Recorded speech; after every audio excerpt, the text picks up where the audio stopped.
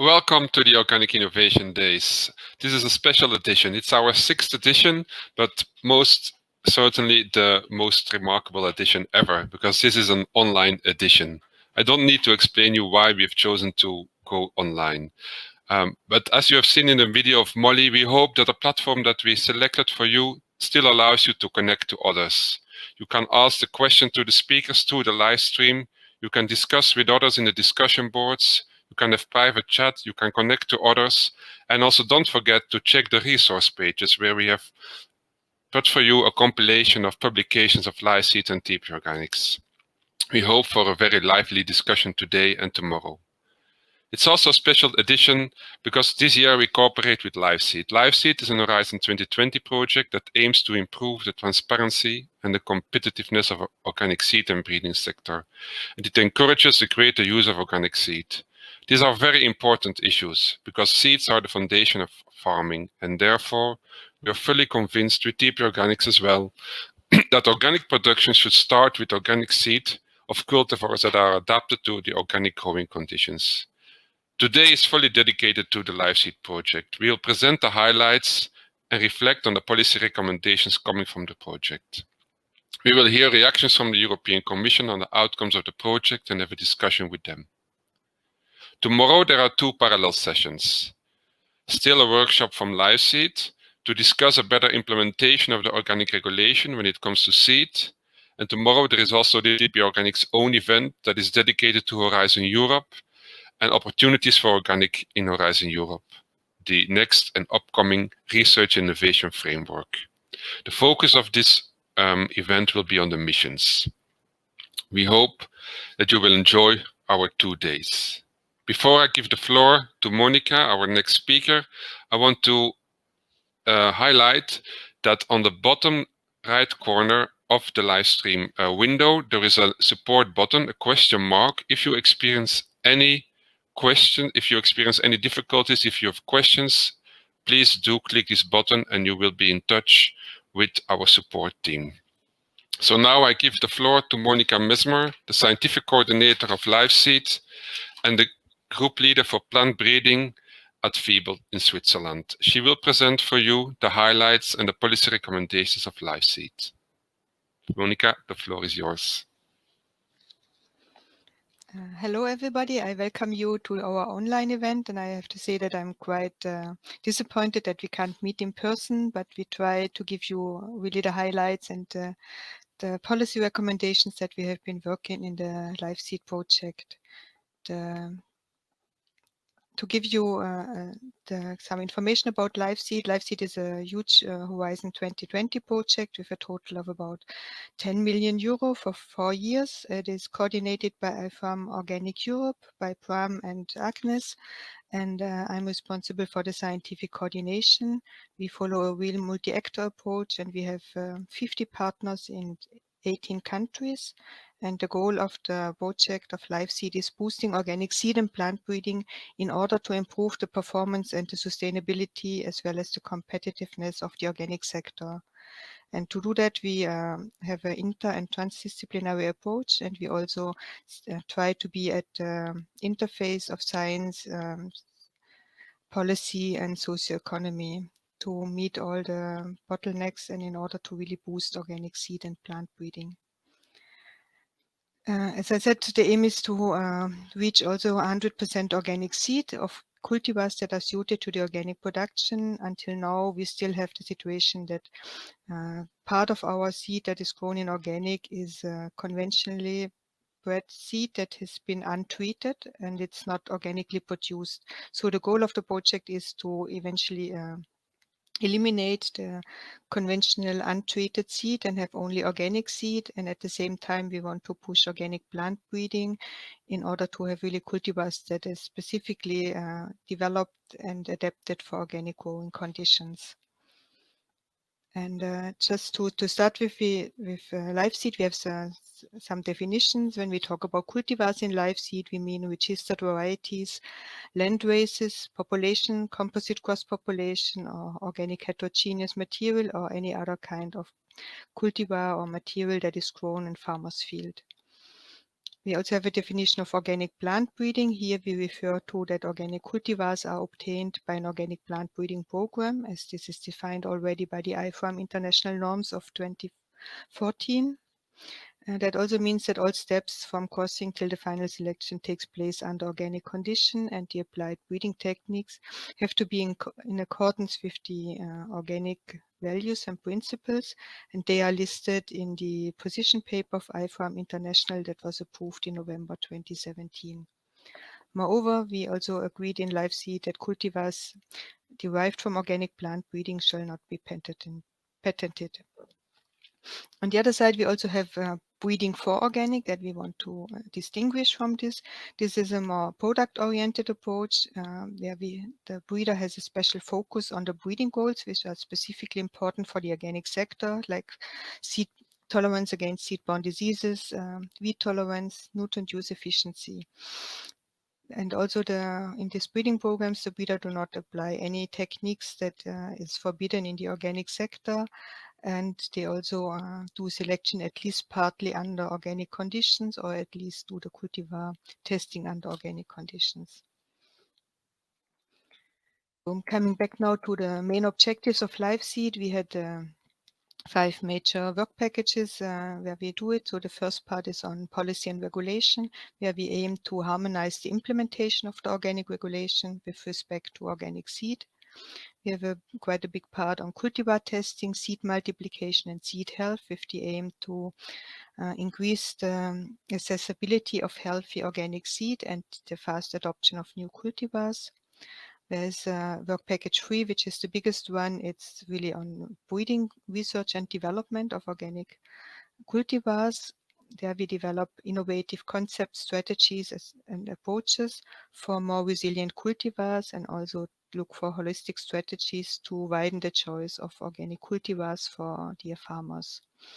In work package 4, we're looking at the socioeconomic issues and see why the organic seed market business plan is not working. So we want to improve the competitiveness of the organic seed supply chain, develop new business models.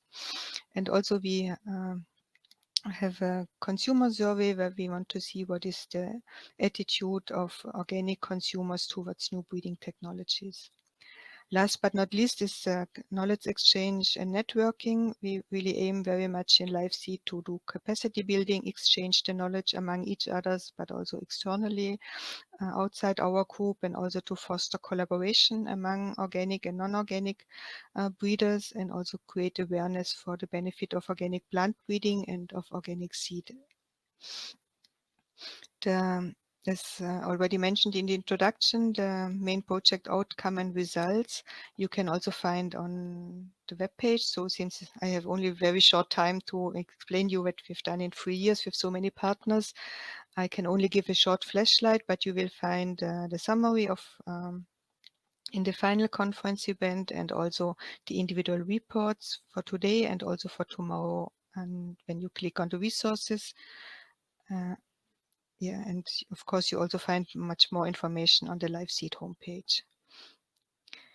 I'm coming now to the first results that we did. So one of the biggest tasks of LIVESEED was to find out what is the status quo of the production and use of organic seed.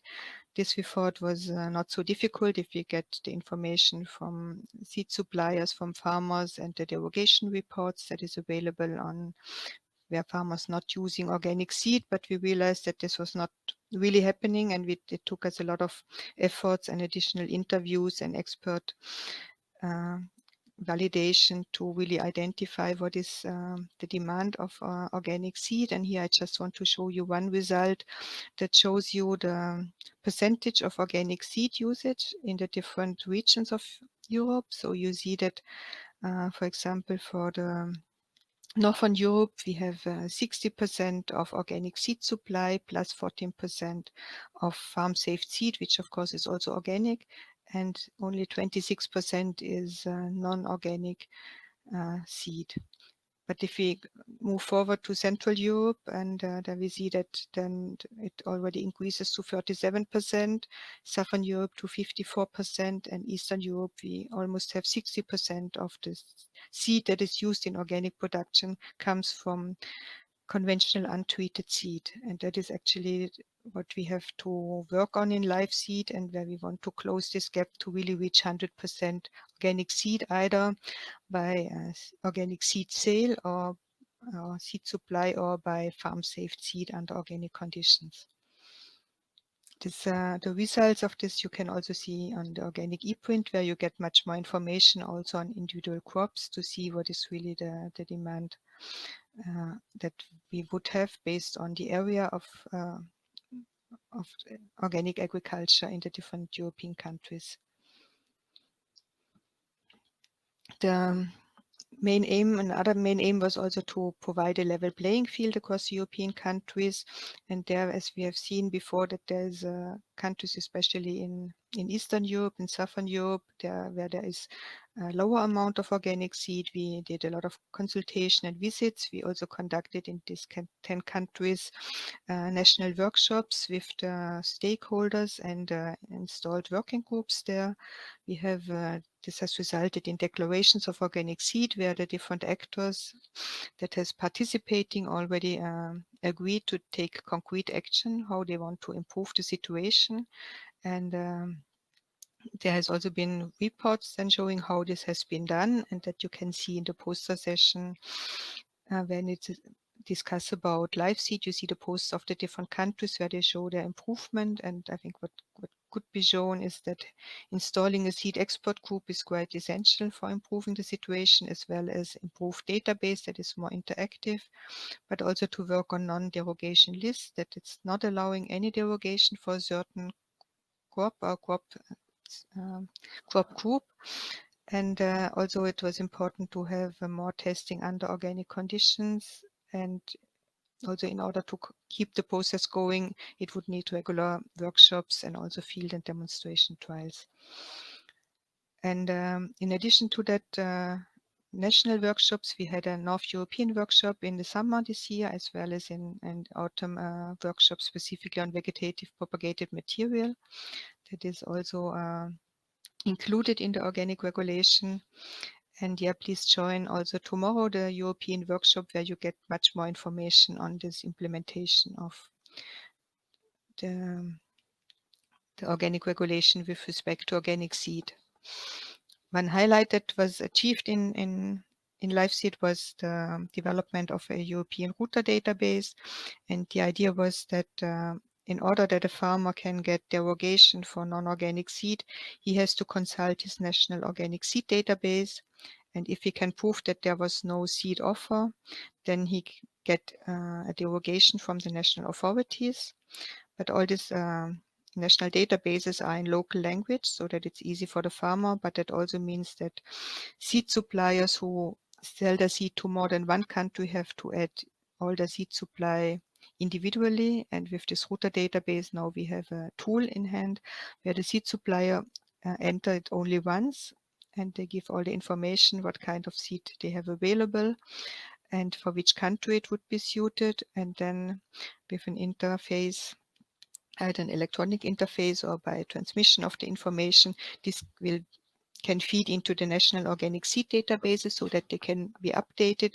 And so the total amount of organic seed that is available to the farmers will increase. And in addition, this will contribute quite a lot to the transparency to see how much organic seed is produced, and also to see what is the demand of organic seed. From the policy recommendations that came out, we have it was the situation that at the same time of LiveSeed was started in 2017, the new organic regulation was accepted in 2018, and mentioning also phasing out of the derogation by 2036. It's also said that there must be a regular update of the national seed database, which was not so happening so frequently in the past, and also that there need to be a monitoring latest 5 years after start of the project to see how it has been improved with the amount of organic seed, in order to really reach the 100% organic seed by 2036. From LiveSeed on, we have been working quite a lot on that topic, because that was a big part. So we actually have been collecting all the derogation reports. We have visited all the organic seed databases and checked the functionality. And we have estimated the organic seed across Europe that I have shown before. And in addition, we also collected best practice examples for the implementation of the regulation. And this you can also see on the resources or also on the LiveSeed homepage. In addition, we also made recommendations for the implementation. That was a special report where we have shown down what is the bottleneck, why our organic seed are not used or not produced, and how this can be improved. And I already showed the development of the European database. Coming now to the second part, when it's more on different cultivar testing, also in the new organic regulation, there have been 2 new cultivar types defined. One it's called organic heterogeneous material, and the other one it's organic varieties suited for organic production. This has been the first time that this type has been legally mentioned. And beforehand, we have been working on the temporary experiment on heterogeneous population of cereals. That was lasting from 2014 to 21, and we wanted to see what is the good characterization of this tool. And since the organic regulation came up, we not only looked for the heterogeneous population and how to adjust the seed directives for that, we also developed a toolbox for the identification and description of organic heterogeneous material, and also commented the delegated acts of the new organic regulation with respect to the organic heterogeneous material, which is presently under consultation of the member states. We also developed case studies on adjusted DUS testing, that is the test for distinctiveness, uniformity and stability that is needed for all cultivars that have to be released.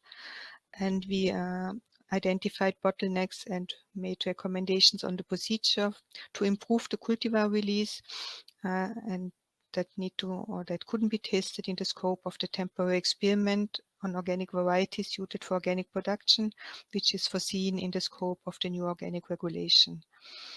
And please join our workshop. We have the workshop on organic varieties where we will discuss a bit more on these organic varieties, and the report of this will be ready by January 2021, where you can also read more details about it. Just to visualize the different cultivar types, as I said, at first it started with the heterogeneous cereal population. That was the first temporary experiment, and that is actually valid for conventional as well as for organic agriculture, whereas organic heterogeneous material and organic varieties are only valid under organic conditions, as they have to be derived from organic programs. And the most important thing about the organic heterogeneous material that is defined in the regulation is that they can be marketed without any official release. So we don't need testing for distinctiveness, uniformity or stability, and we also don't need any VCU test, which is the test for value of cultivation and use of the cultivars. Whereas for the organic varieties, we still would need an official release, but there it can be conducted in the temporary experiment, how this can be adjusted and how the procedure can be optimized for organic varieties.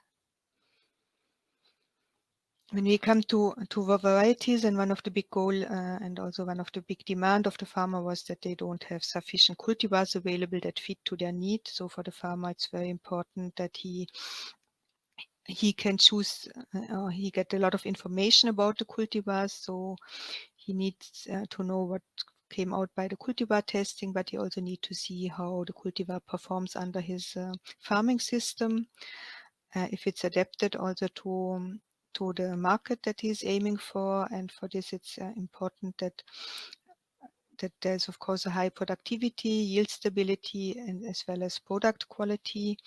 And it also has to be in line with the farm and value chain income, so it must be economically feasible. And in the past, it has been mainly the way that we have conventional variety testing. Usually for the official release, they're conducted all the time under conventional conditions. Then you get released varieties, you get the information. There might be some post-release variety testing that might be financed by regional governmental authorities or by farmers, and that results in variety recommendations that finally meet the farmer.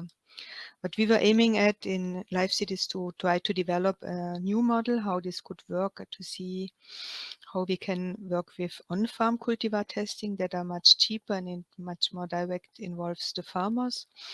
And of course, it's also much more difficult to handle. So we were looking and developing a concept that is based on a multi-actor approach that is simple, cost-efficient, and also interactive, and also to share data. And especially the last point, to share data is a way where we can get the information of small trials by individual farmers. But if we combine the information, then we get really reliable data that are able to predict the performance in farmers' field. There is also a workshop on this topic, and also here the report will be available in January 21. With this, I move to the topic of seed health that we were looking at. We're aiming to develop a more holistic seed health strategy, and there we have identified that seed vigor is one of the key elements. The seed vigor is actually the time that the seed is germinating. So usually you can have a high germination rate, but it's also important that you have a fast germination. And it could be shown in the trials that if you have a high vigor, also the susceptibility to pathogens is much lower. So in this case, in the figure, you see carrot seed with different levels of seed vigor. So you have the control with normal vigor and some with lower vigor seeds. And there the lower seed vigor are more prone to Alternaria infection. In addition to the seed vigor, or in order to improve the seed vigor, we look especially at the seed production, what happens in the field where we got it. We also look at the seed microbiome, and in some case studies, we also look at certain seed treatments if there is a problem with infected seed. When it comes to the breeding part, we have been working quite a lot on different concepts.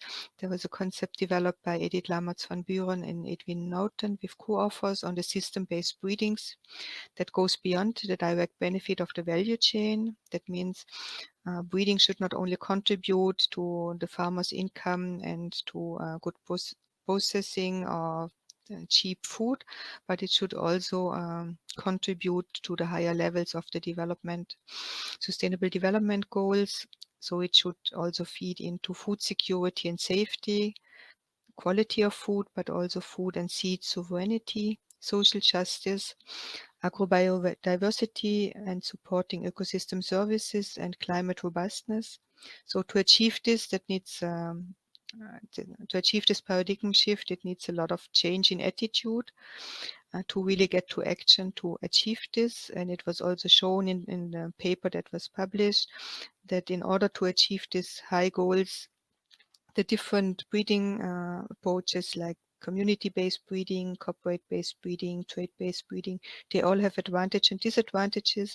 And to achieve the goal, it's important that we really use the best of all the types and integrate and use the synergies between the different approaches to move forward on this and also to take as a breeder a broader responsibility. When it comes to the application of different breeding, we also have a concept of breeding for diversity. So there are different concepts, for example, showing looking at the genetic diversity within cultivars. These are, for example, composite cross populations that are developed by doing complex crosses of parental lines and then mix the progeny together and let them evolve together. Or also the dynamic populations where there is not the crossing, but the cultivars are mixed together and they also evolving over time.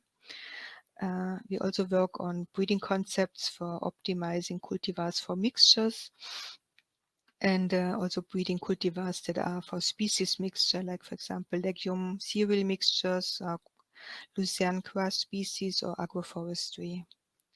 Just to show you some results, there was a comparison in France on 2 sides where they compare this composite gross population derived from crosses with the dynamic population derived from mixtures in order to see how they react to the different adaptation of the site and also to the human selection compared to natural selection only. And the first results could show out that even the selection there has been, the traits are determined by human selection, but the overall diversity has not been reduced, which is quite good. And until now, there have not been seen a lot of differences between the different strategies between dynamic population and composite cross population. Another part we have been looking at is participatory breeding. Here's an example of breed making maize for bread making in Portugal.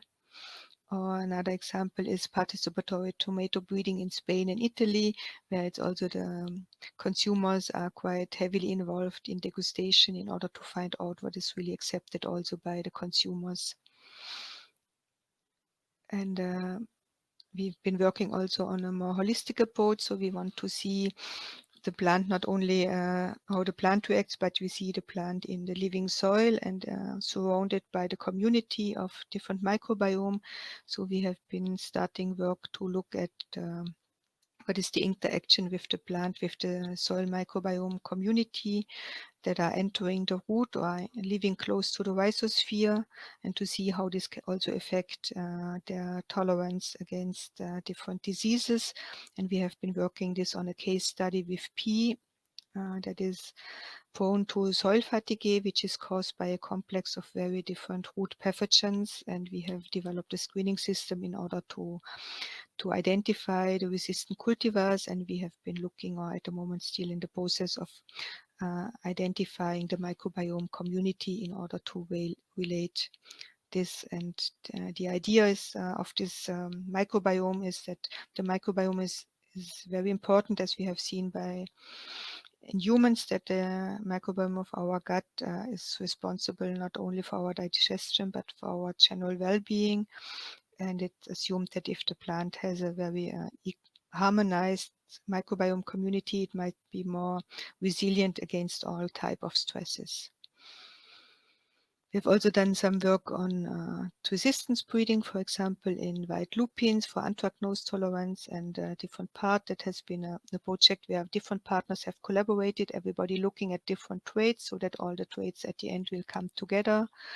We have developed some screening system for resistance to identify if this is if there's sufficient genetic diversity available, and also if we can select in the seedling stage, and if this is correlated to the field tolerance. And there at the moment we're in the process of doing genome-wide association mapping in order to identify different resistance sources.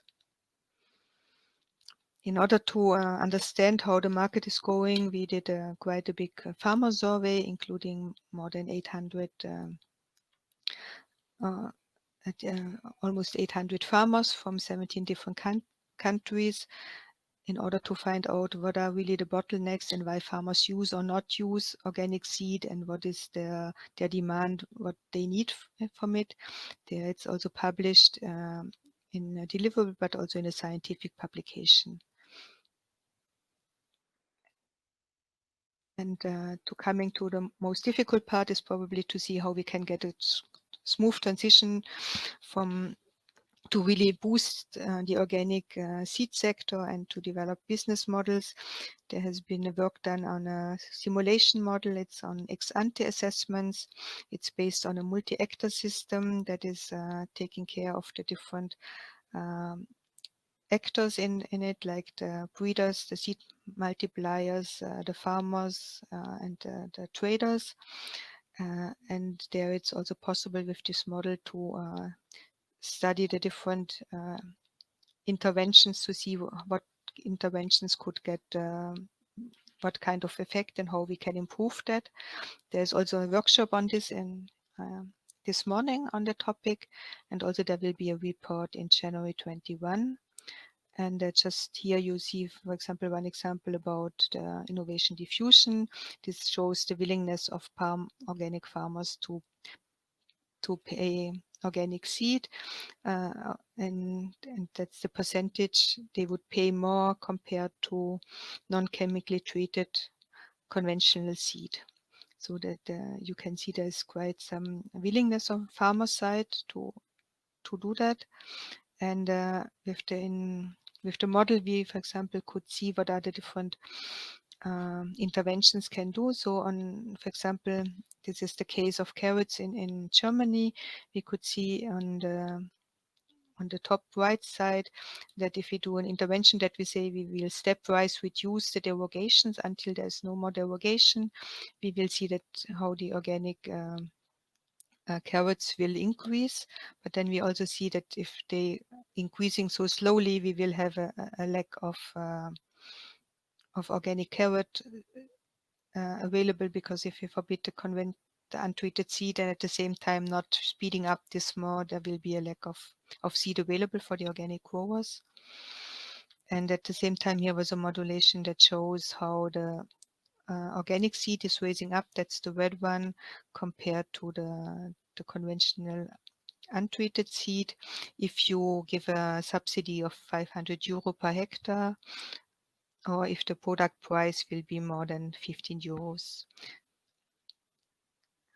This will be further elaborated also for other case studies, and in order to see how this will go. And then we performed an organic consumer survey to see what is the attitude towards new plant breeding techniques, as this is a big topic at the moment and heavily under discussion. And the outcome of the focus group discussion and the pre-test was that the majority would not buy organic food derived from new breeding techniques.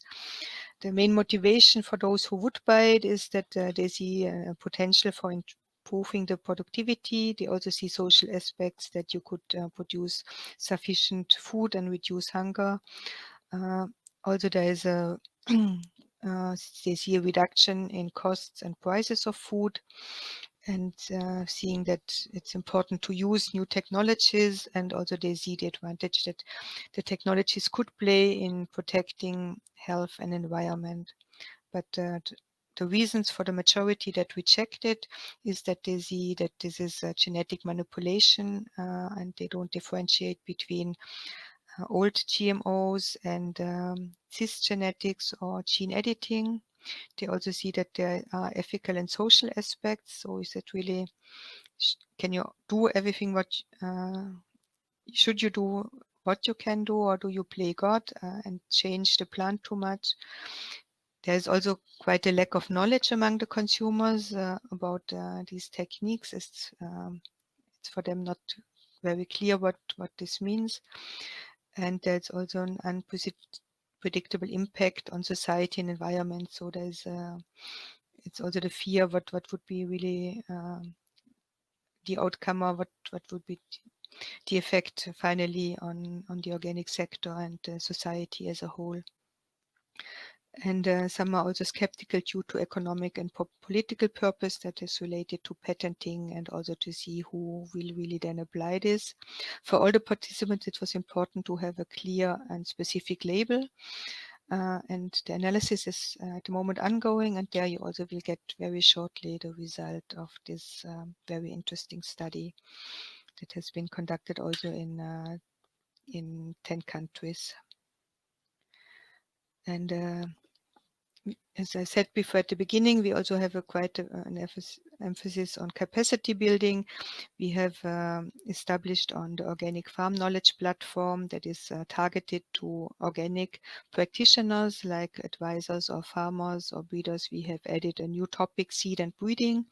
And there we have, for example, uploaded all the promotion smart practices that was collected with regard to organic seed production. There we also have different practice abstracts that have been developed for farmers in the scope of LIVESEED related to seed and plant breeding. So in order to really help that things that we're developing in LIVESEED also find their the way to a broader community and to have a permanent repository that stays beyond the scope of any project. And at the end, I also want to make you aware that this is now our stakeholder and policy workshop, where we also expect input from you to finalize our documents and to profit from your comments. And then we will have an international conference of organic breeding and seed sector innovations for organic food systems. This is held by UCARPIA for the section of organic and low input agriculture, jointly with LIVESEED and our sister projects Presov Ökobreed, the Latvian project FLPP, and also with ÖkoPB, which is the European Consortium for Organic Plant Breeding. And it will tackle the 10 issues that are listed on this program, and that will start in March. And there is still possible to submit abstracts till the 11th of December. And we would be happy to see one or the other of you also there at this meeting, where we would have a bit more time to go into details and the scientific background of the results that I've just shortly presented.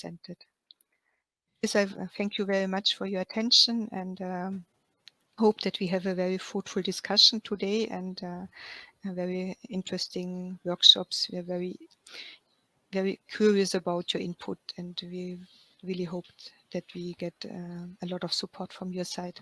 Thanks a lot. Thanks a lot, Monika, for this comprehensive overview. Indeed, the LIVESEED project is very large and it's very challenging, I know, to summarize this in just half an hour. There are already a couple of questions from the participants, and the first question is about the strategies that you have identified to increase seed vigor and the resistance of these seeds to diseases. So which strategies have you identified in the project and you could perhaps recommend? Yes, I think so. One strategy is really starts with the production. So to have a very good field where you start your seed production, to make sure that you have a good fertile soil, so that the plants are growing, that you have a good 1,000 kernel weight, so that they have a good vigor. Of course, you also have to make sure that you have no contamination with pests and diseases, and also no contamination with other crops within there. But this has been seen that it's very important. We also at the moment looking at it, but we have not results yet, that we think that we're testing at the moment carrot seed that has been grown under organic and under conventional conditions to see how this affects the microbiome on the seed that we harvest, as we also assume that the seed microbiome can give a certain protection to the different pathogens.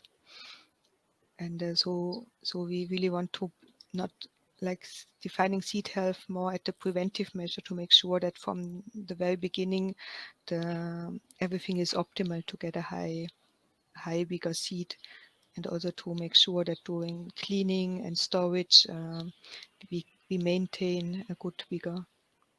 Thanks a lot. The next question is about testing cultivars under organic conditions.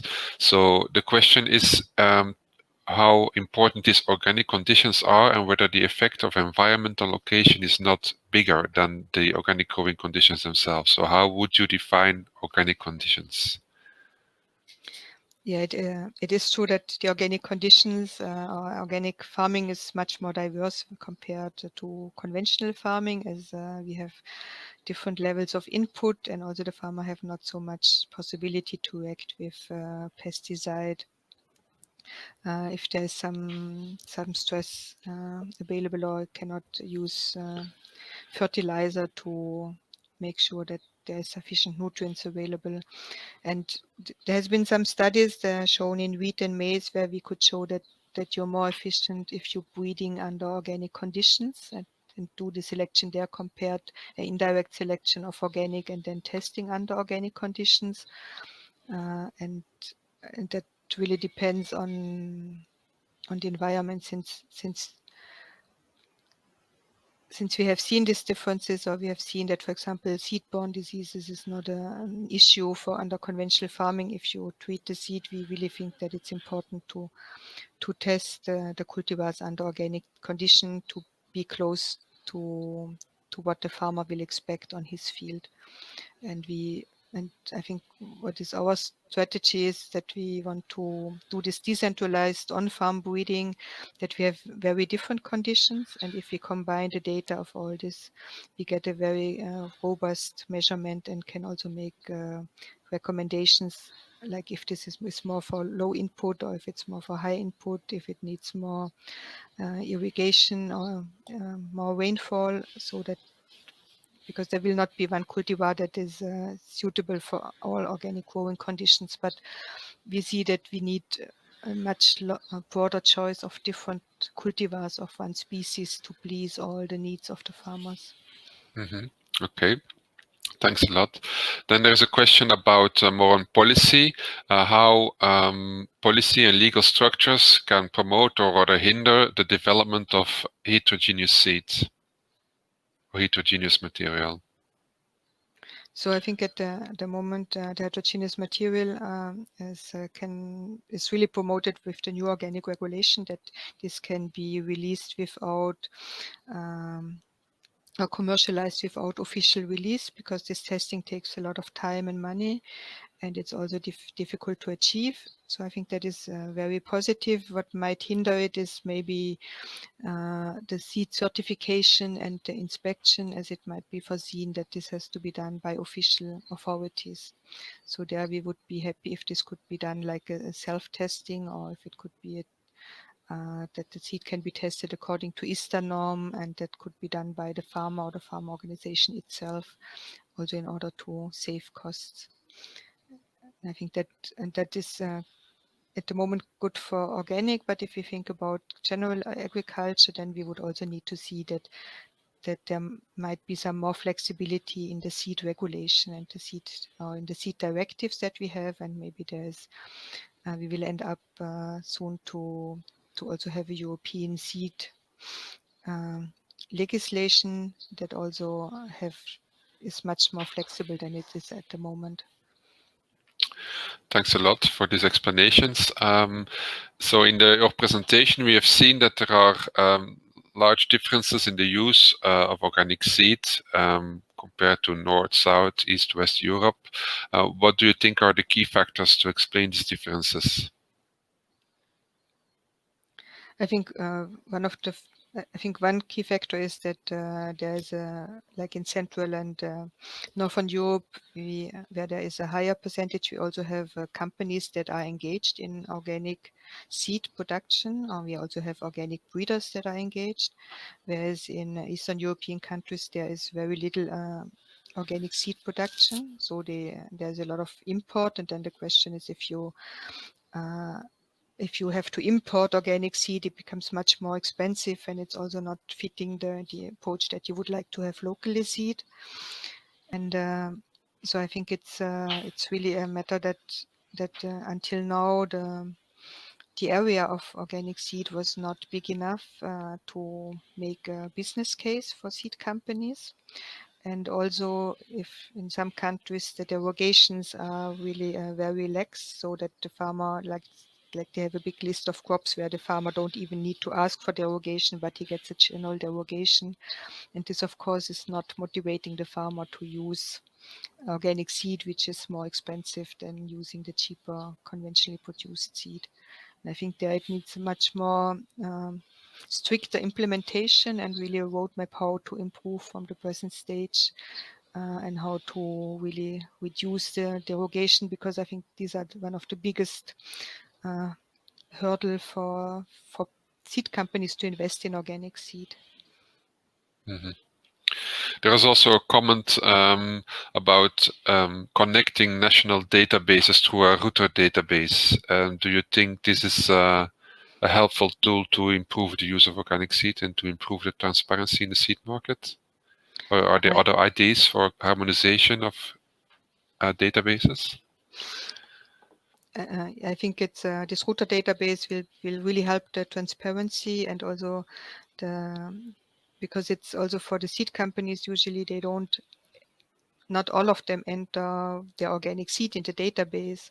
And since the database is the official tool to say if there's seed available or not, there might, in some countries that are smaller, the seed company might just not be interested because it's too much bureaucratic work to enter it. So if they need to do it only once and they click on the country where they think their cultivars fit, that would work. And the idea would be to have this interface so that the data directly can enter into the national seed databases. And I think for the national seed databases, there needs to be quite a big improvement with respect to the quality, that it's more interactive and that it's can also less bureaucratic for farmers to ask for derogation, but also for the national authorities to get to monitor the amount of derogation. And I think there needs a lot of harmonization also to collect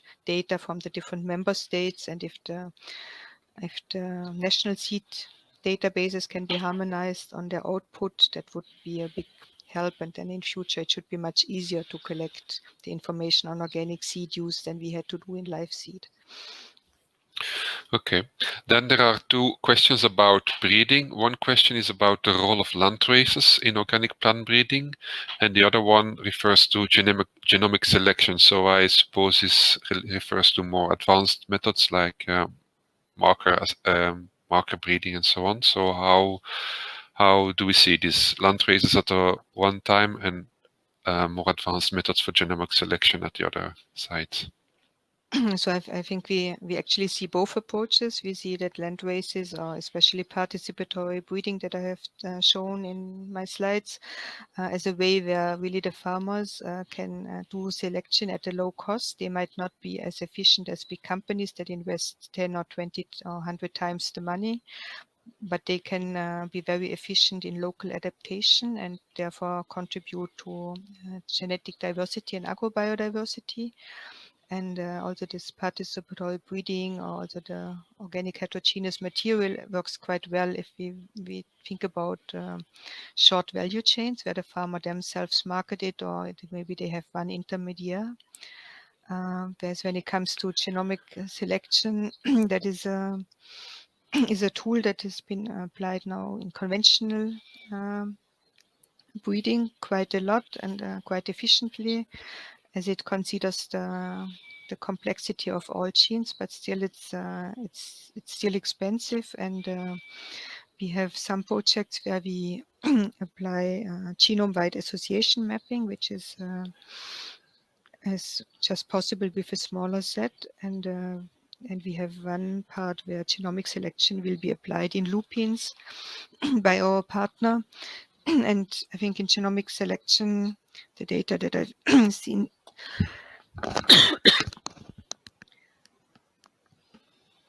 Bless you. sorry, the data that I've seen so far has been quite convincing for complex traits, as it really considers a large number of genetic loci that contribute to it. But to be able to use this in organic, it's important that also the calibration and assessing all the phenotypic data in the first place has to be done under organic conditions. Mm-hmm. Okay, then there is a question again on heterogeneous material, if this only concerns cereals or can also be applied to horticulture seeds. And then can this sort of heterogeneous material only used in organic farms, or can it also be used in conventional farms? According to the present delegated act on organic heterogeneous material, it is now stated that it will be for all cultivars, so for all type of crops, vegetables, as well as legumes or cereals, as this approach is to have a higher diversity, to be more resilient, is valid for the different crop species.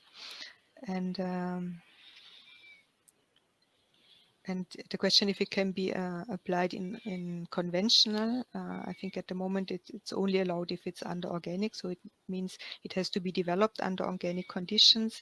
And of course, the seed has to be done under, the seed has to be produced also under organic condition, as the main part is that it's at the organic heterogeneous material adapts also to organic situation.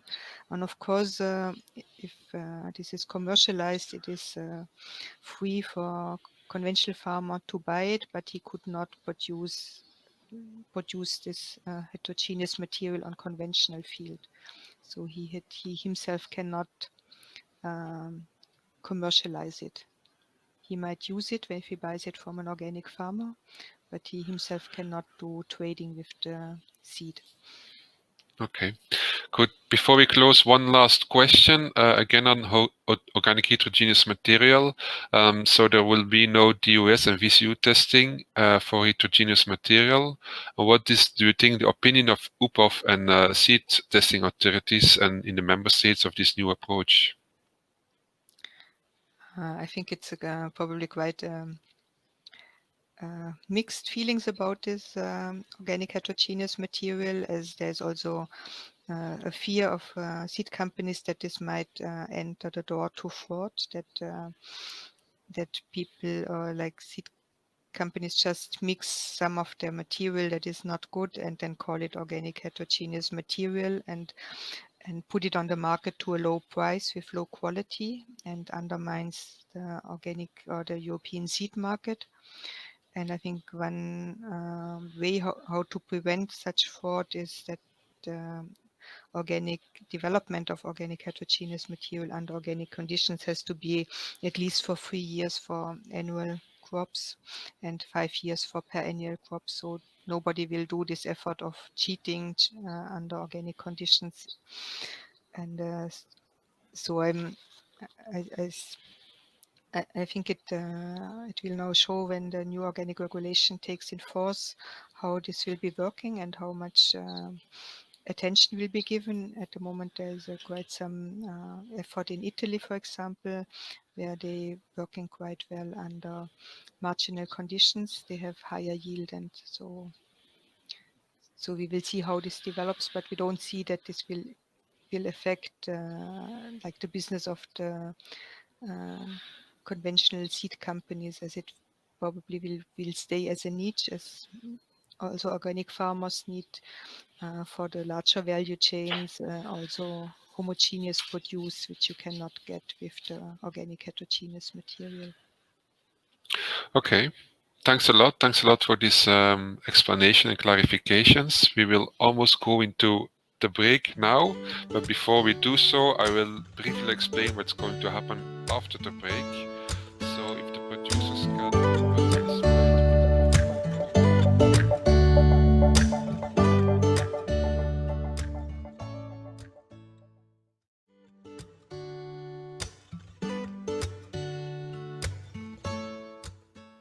Welcome back to the plenary session of the Organic Innovation Days and the LiveSeed Final Conference for Stakeholders and Policymakers.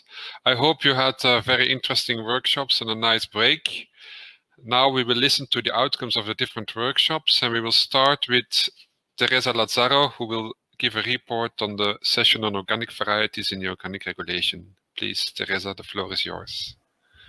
Thank you, Bram. So I will try to summarize the discussion in workshop 1. In this workshop, we have talked about organic varieties. Tove from Agricultural Knowledge and Innovation Center, SEGES in Denmark. She has presented how plant reproductive material is actually defined in the new organic regulation, distinguishing between organic varieties suitable for organic production and organic heterogeneous material.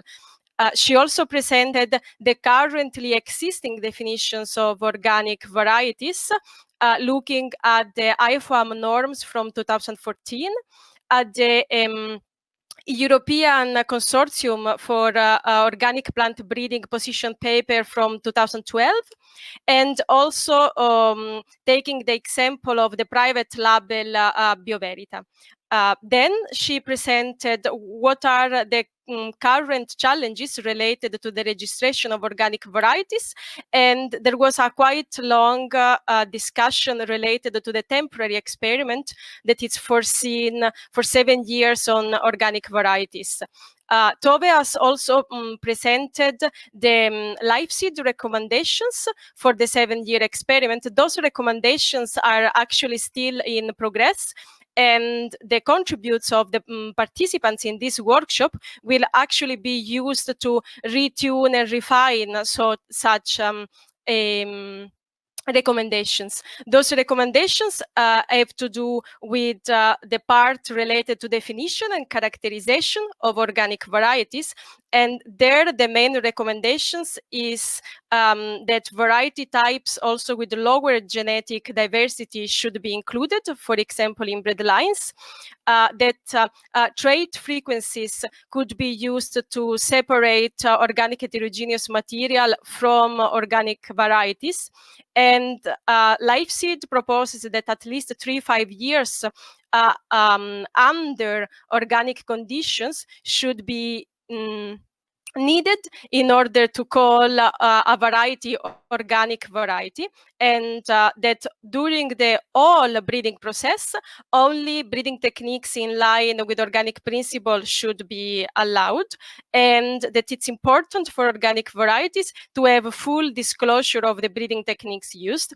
The other recommendations have to do with the DUS, so distinctiveness, uniformity, and stability test, and with the VCU, so value for organic cultivation, for value for cultivation and use of the organic varieties. And there, the key recommendations, the key current recommendations from LIVESEED are that we really need adapted protocols for the US, and that is going to be a key task of the 7-year experiment. And that in case variety protection would be required for an organic variety, then maybe a traditional DUS might be necessary, and that regarding value for cultivation and use, adapted protocols under organic conditions are necessary, and possibly the VCU could be voluntarily in some cases. The last topic on which LIVESEED is drafting recommendations is regarding the registration process. So, for example, a recommendation is that it would be actually very useful to have a pre-registration test in order to test the market relevance of cultivars. That we would need possibly adjusted fee for registration of organic varieties, and that we would need to have a special mention in the EU Common Catalogue that of the different types of registration. And it's going to be very, very important to allow farmers to have the freedom of choice from the database. After the presentation of Tove and all these insights from the recommendation from the LIVESEED consortium, the participants were exposed to 4 open questions regarding this topic, regarding the minimum number of years under organic programs to be an organic variety, which specific breeding techniques should be excluded or which can be included in breeding organic varieties, and the key question, if and how should be possible to have variety protection and plant breeders' rights on organic varieties with adapted DUS, and if VCU should be optional for organic varieties. We had actually a very active group of participants, and we got quite a good number of contribute to these answers, very diverse ones. Those will be analyzed in detail, all taken in consideration in order to fine-tune the actual recommendations that the LIVESEED consortium will put regarding this topic.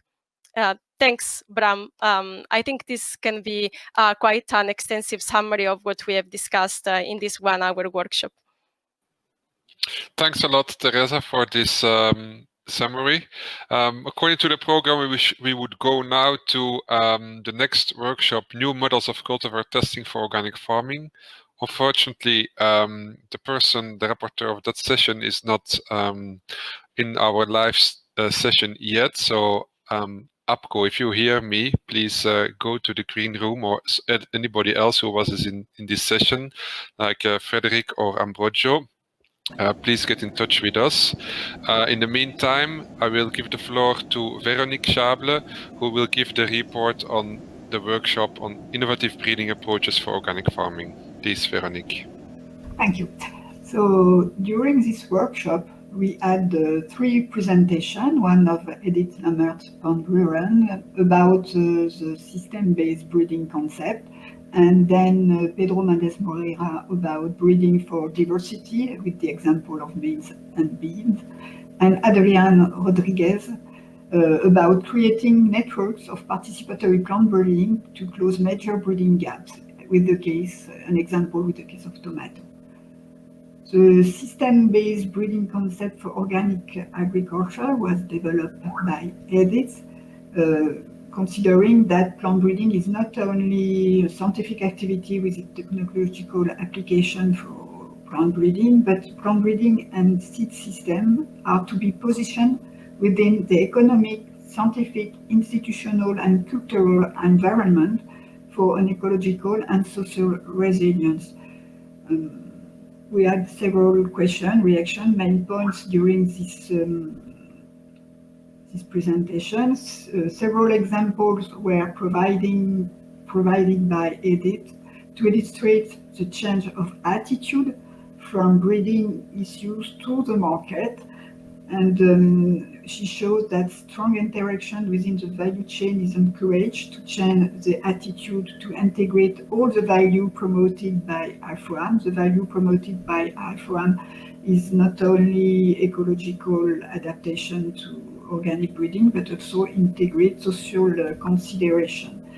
So we point out that there is a communication gaps, education gap between all the actors, and mainly regarding consumers and society. They are not very aware about the challenge of organic plant breeding. The second presentation about breeding for diversity is an alternative to the dominant cropping system based on genetic homogeneity and stability.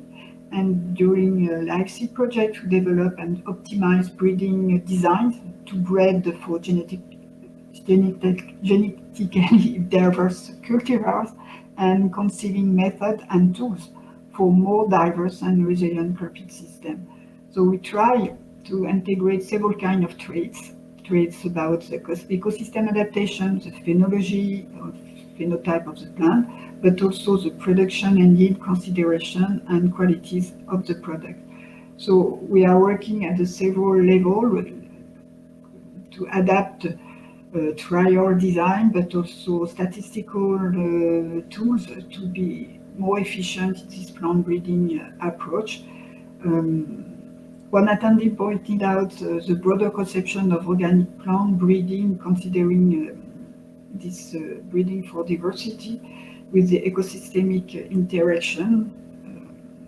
We integrate microbiome traits in the plant breeding, but also epigenetic processes to foster adaptation. So breeding for diversity is not only a genetic question, but it also integrates several approaches considering the microorganism and also the epigenetic process, and it was also integrated in LIVESEED.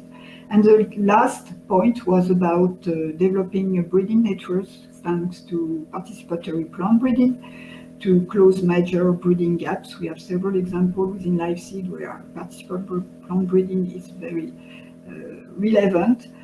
It is an alternative way to create the variety different from the dominant system, which are uniform and distributed by only seed companies. So participatory plant breeding is diversifying varietal availability for specific adaptation to organic farming with high plasticity and high added value. And it is strengthening local links with farmers and consumers. So the question One question emerged about seed health. One example showed that the collective and local organizations are limiting the risk, and mainly we are creating mainly diversified variety, which offer a limitation of disease problem and increase mainly resilience of the crop. Another question was also about cost of breeding, and we showed that participator plant breeding offers cheaper conditions for plant breeding. So the main points from our presentation and question was that to summarize all the three dimensions that we shown about the activity of our work package and our section about organic plant breeding, the organization of breeding system, breeding for diversity, and participatory plant breeding increase the number of available varieties and the adaptability to organic system.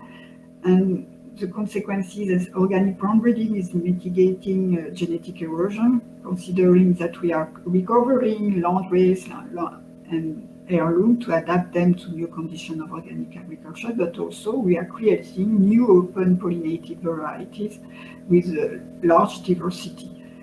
And diversity and local adaptation is also increasing health and resilience of our ecosystem, and the involvement of all actors of the value chains, and consequently we can offer a more efficient organic activity and implicating all the actors on the chain increase efficiency globally of organic plant breeding.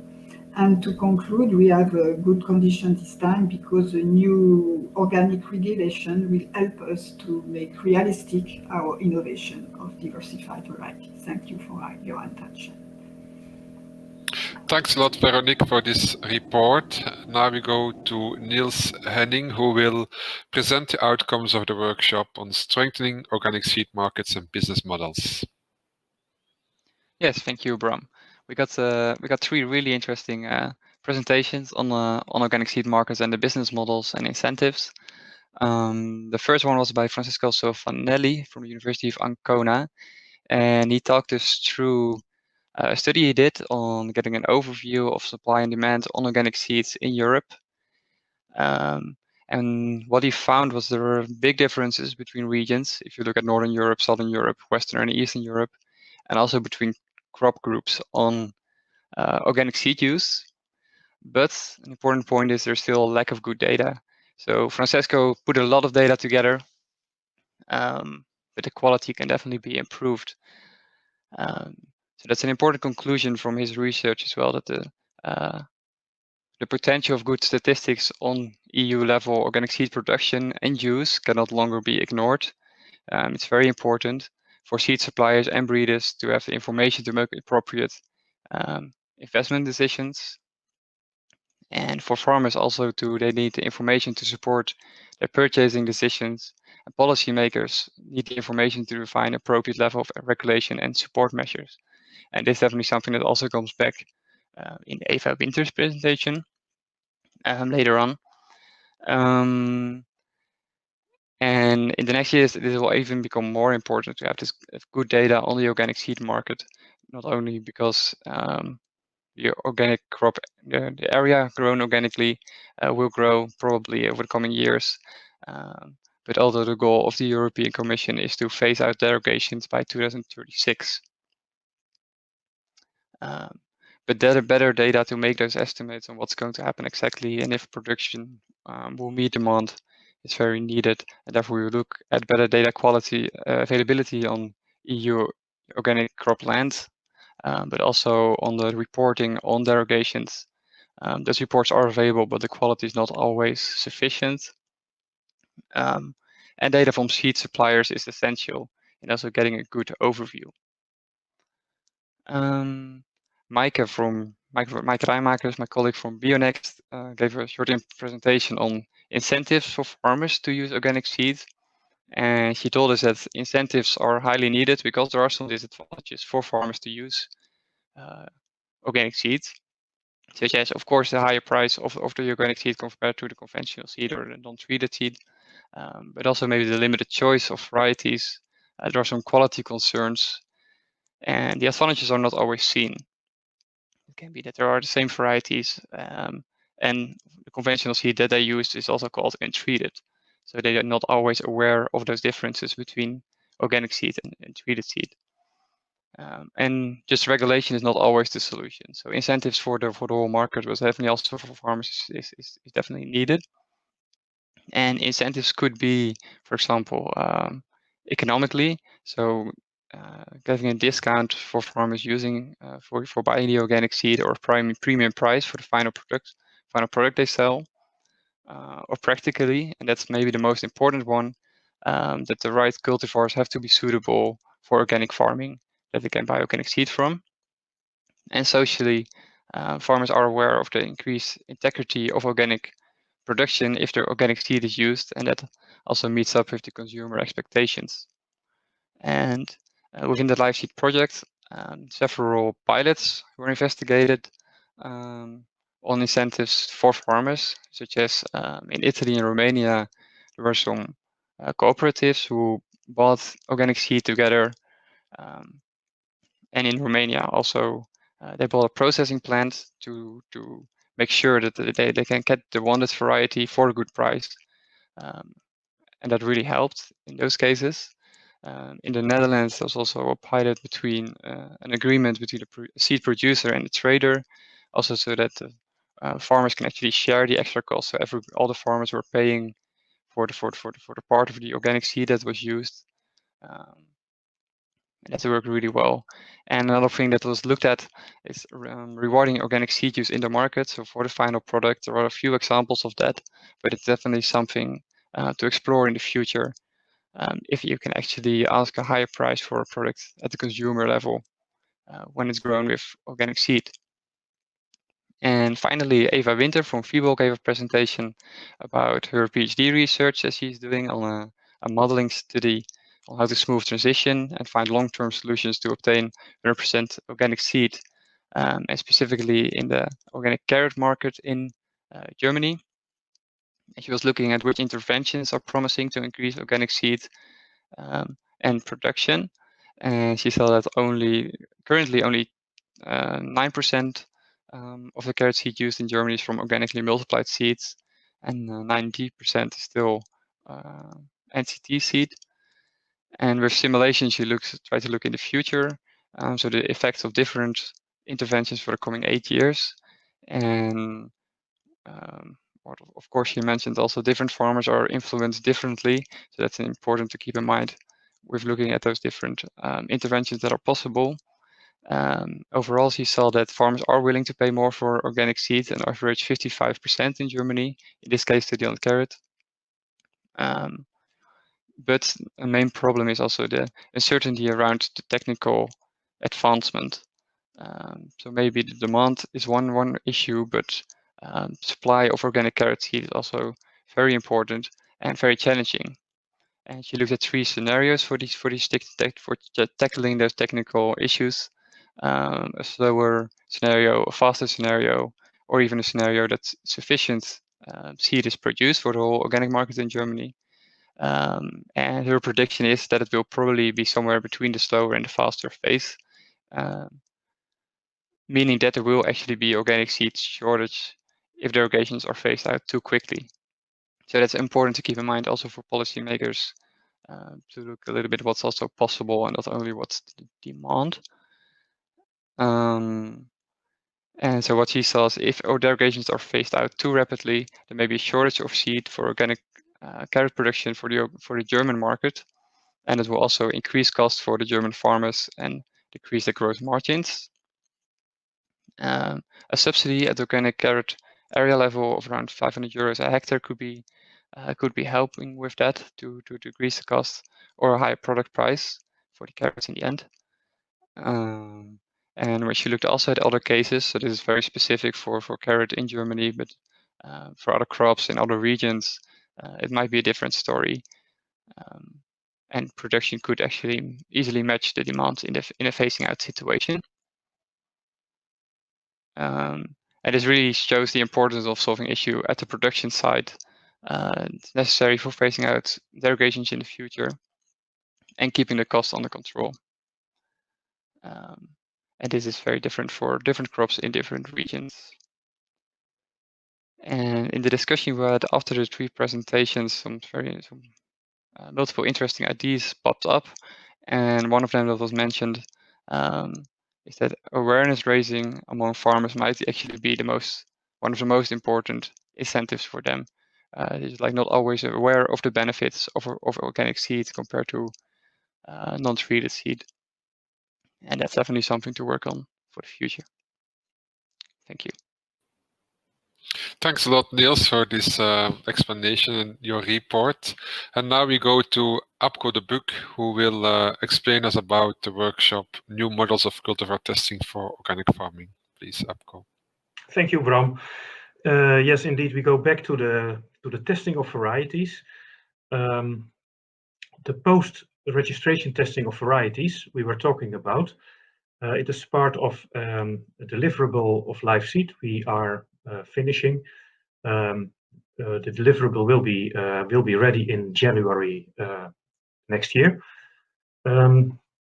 So the problem is that there are no proper testing facilities. There's no proper testing platform for varieties for organic farming.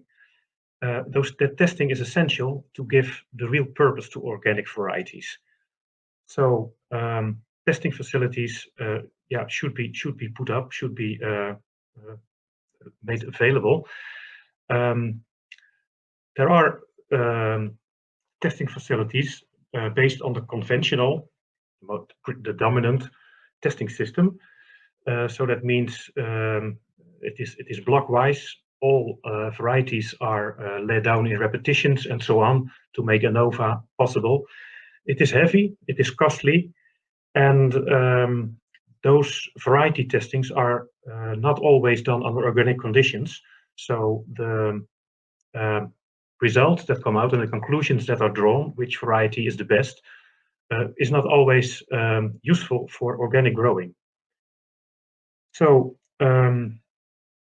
how do we solve this?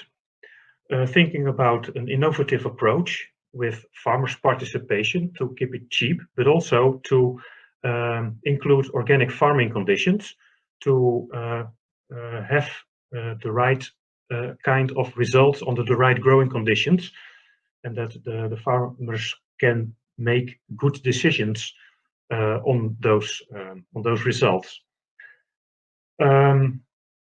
When you implement on-farm initiatives, which there are some in European countries under organic conditions, most of the times the on-station protocols are applied. So it is still heavy with a lot of work, and still researchers or breeders are involved. While on the other hand, organic farming has a lot of growing conditions. For some sectors, there are a lot of more varieties to serve a more diverse market. So there are more varieties to test under more different conditions.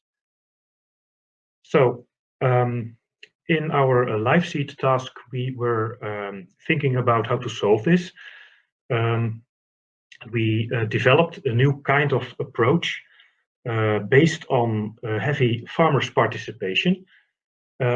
With a central system of data collection using modern social media and ICT tools in order to collect the data in an easy way, and also to spread the data in a very accessible way. What is essential in those systems is the facilitator. The facilitator is important to take care for the quality of the data, the timeliness the data is coming in, and maybe more important, also the building of capacity. Farmers that join the system, maybe also other partners in the value chain that join the system. So the facilitating task is very heavy in those systems. Another thing is to keep it simple. Keep the way of doing observations simple, and also simplify maybe some observations that we are used to do as researchers, in order to make rank orders or something instead of more quantitative data. So keep it simple.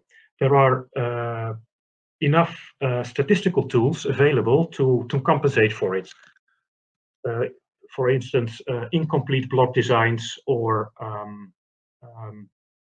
more easy ways of doing observations.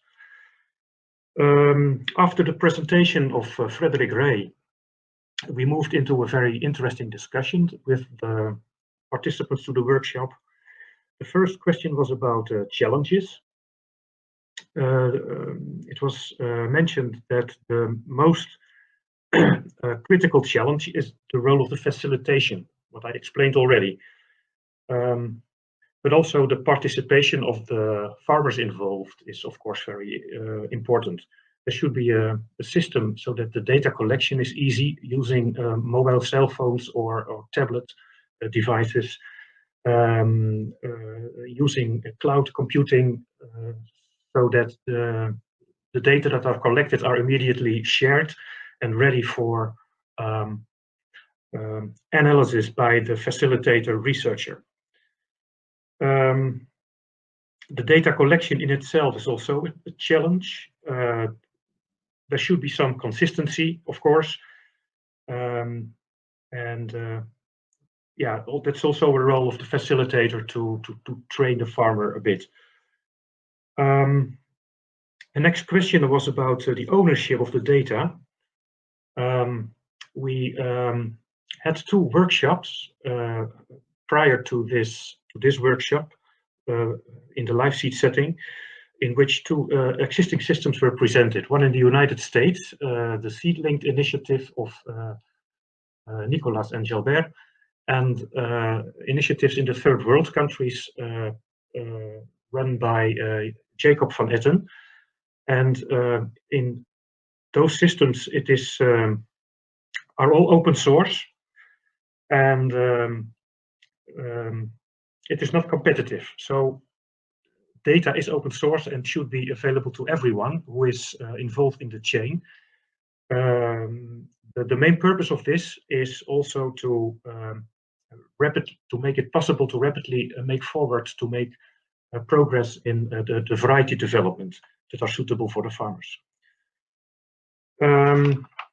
I have to speed up a little bit, I think. At the last, we had a poll. We also had a poll with 4 questions, which gave interesting results. First question was if it was recognized that the current testing facilities were insufficient for organic varieties. Most of the participants to the poll said that it was partially was the case, so that implies that improvement is possible. The second question, these new participatory approaches that we presented, are they useful to solve the problems? The answer was yes or maybe, so relatively positive. The third question, for which sector do you think those methods are suitable? For arable and vegetable farming, they were thought to be the most suitable, and the less suitable for forage crops and fruit crops. The fourth question was the usefulness of a digital platform for the exchange of variety results. Well, that was the most positive answer of all 4. 100% of the respondents thought it would be appropriate for organic varieties. And that was the end of our workshop. We thank the participants to the workshop very much for their answers. We will use them as an input for our deliverables. That was my presentation. Thank you. Thanks a lot, Apko. Good that you were also with us to share the results of your workshop. So the LIVESEED project has many elements, many outputs that are also have a policy relevance, as you have heard today. And it's also our explicit intention to engage in a dialogue with policymakers so that we can contribute or give advice on the shaping of policies. And therefore, we are very happy that we have two representatives of the European Commission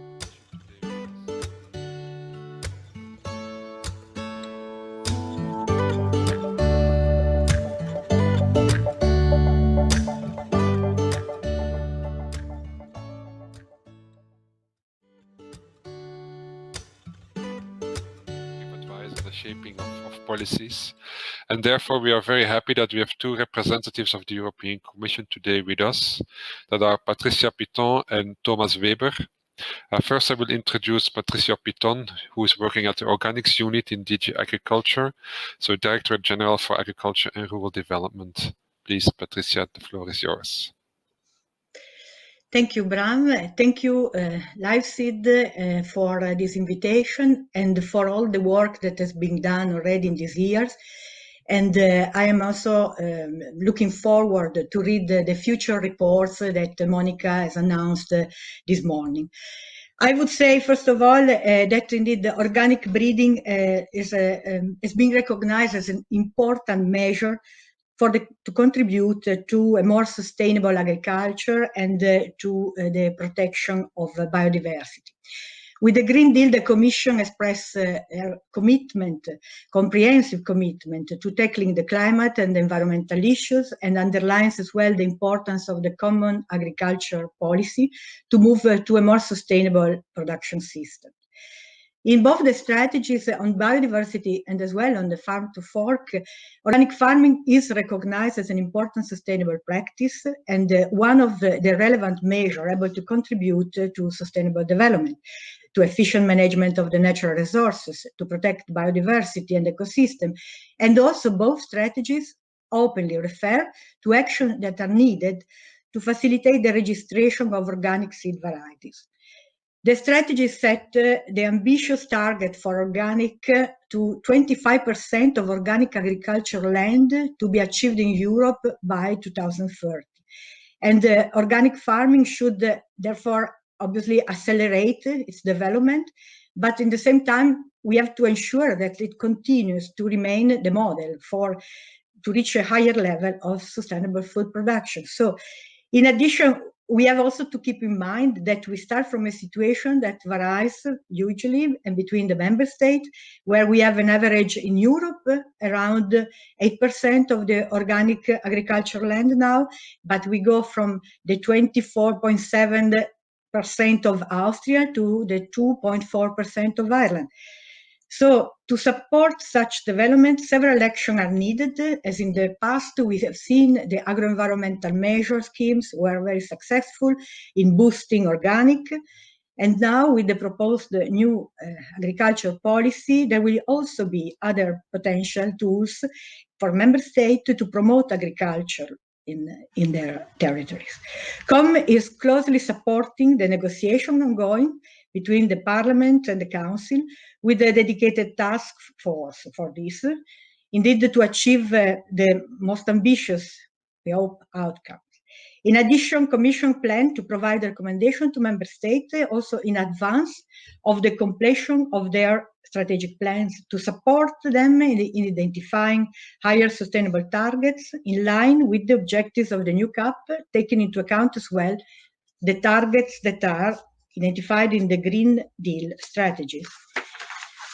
So, Commission is also working on a new action plan on organic for the period 2021-2026, and this publication is expected in the first semester of 2021. The plan will identify the relevant action to progress and to as well support the member state in boosting the sector. And the public consultation is still ongoing, but almost finalized until this Friday. And we have received several hundreds of contributions, demonstrating again that there is a strong interest for the sector in Europe. And I take the opportunity to solicit and call you to give your contribution if not already done. I cannot anticipate now which precise action will be in the plan as we are in the consultation phase.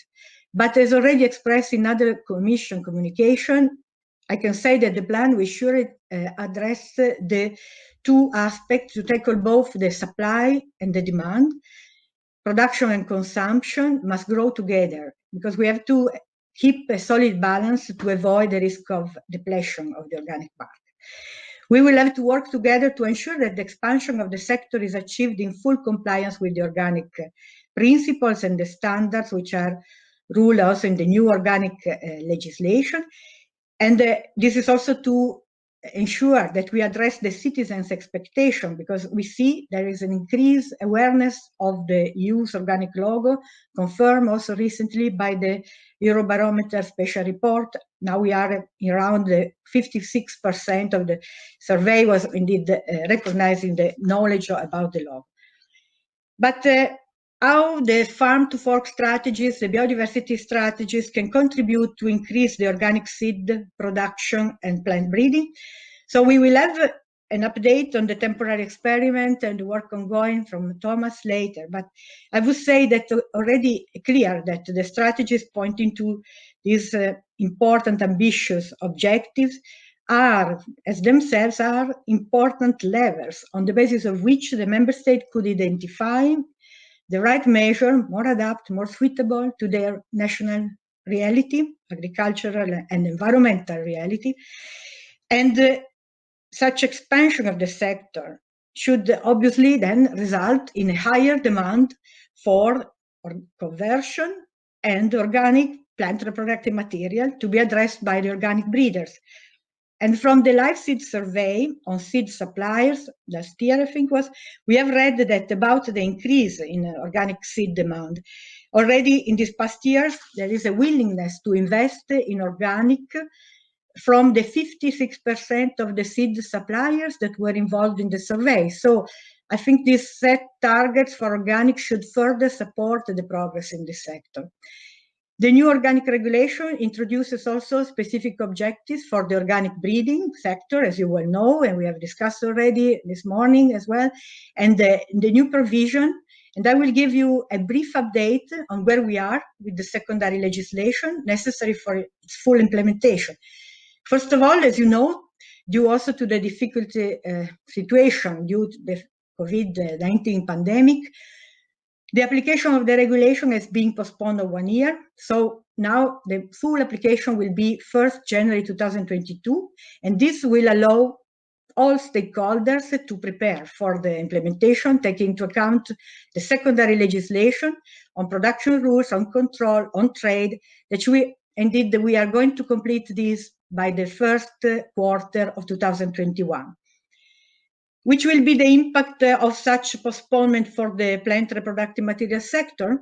Mainly, all stakeholders will have more time, 1 year more. It's indeed to be ready with the new tools for the proper implementation. And among these tools, we need the national database and system in place to be able then to exchange and inform on the availability of the material. Related deadlines also included in the regulation are all moved of 1 year. This means, for example, that the derogation system scheme will be there until 2036. But as well, there will be a report from the Commission to the Parliament and Council, interim, and this one will be by 2026.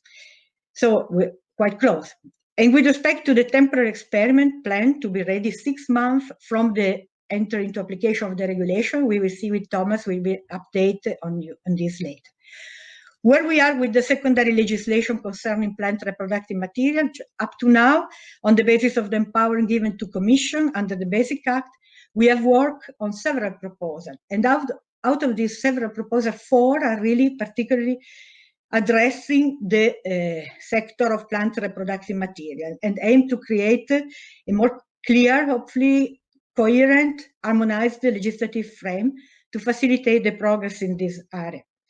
I will present very briefly, 3 of these acts, and Thomas will update you on the 4th one on organic heterogeneous material. First act, that is a delegated act on derogation on the basis of the empowerment under Article 12.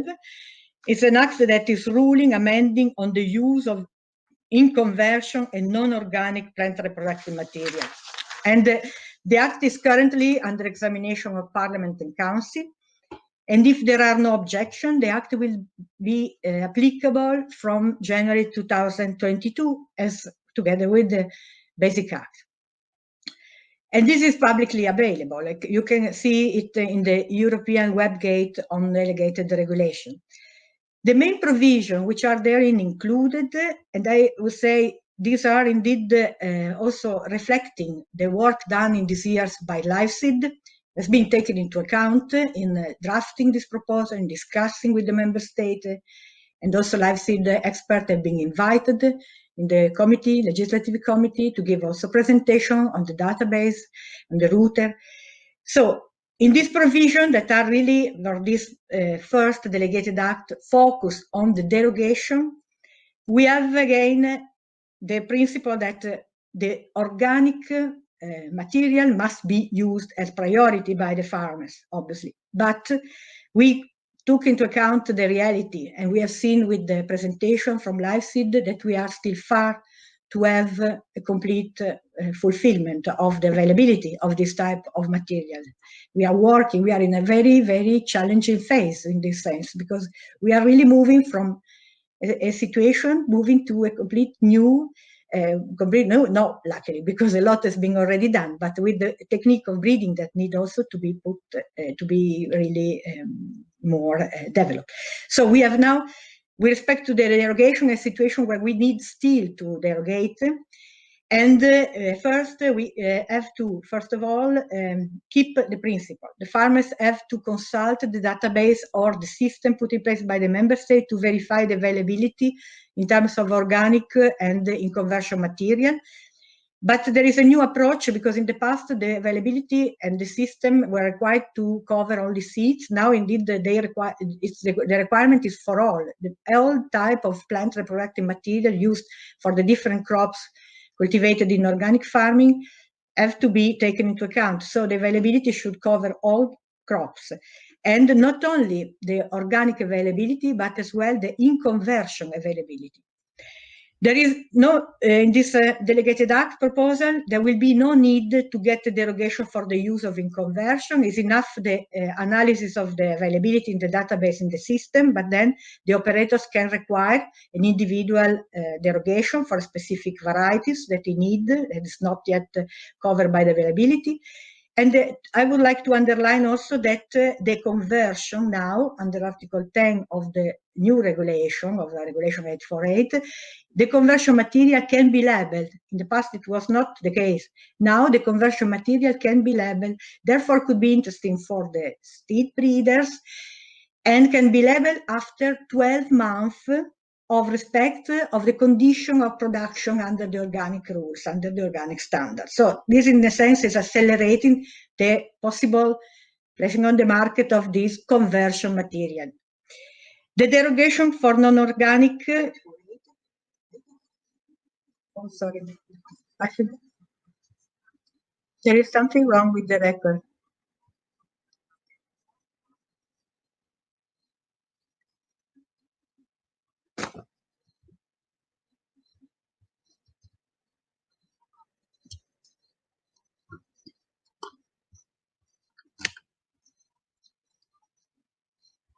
Can you hear me?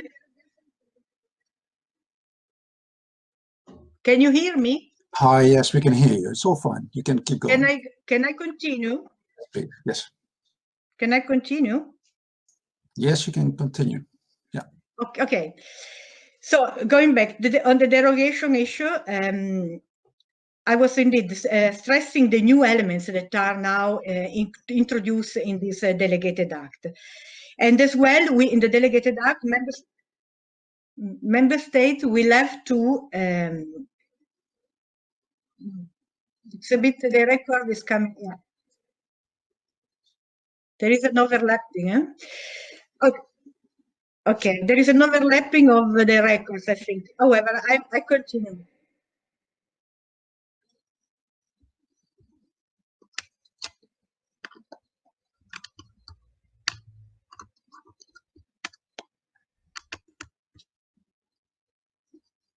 It continues. I have a problem with the, yeah.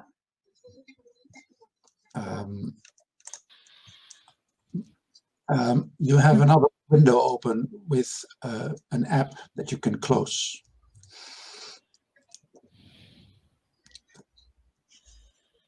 Okay. May I? Yeah. So you keep only the StreamYard window open, and you can close the SpotMe platform only, and then you will not have the overlap. You can enter the SpotMe afterwards if your session is over.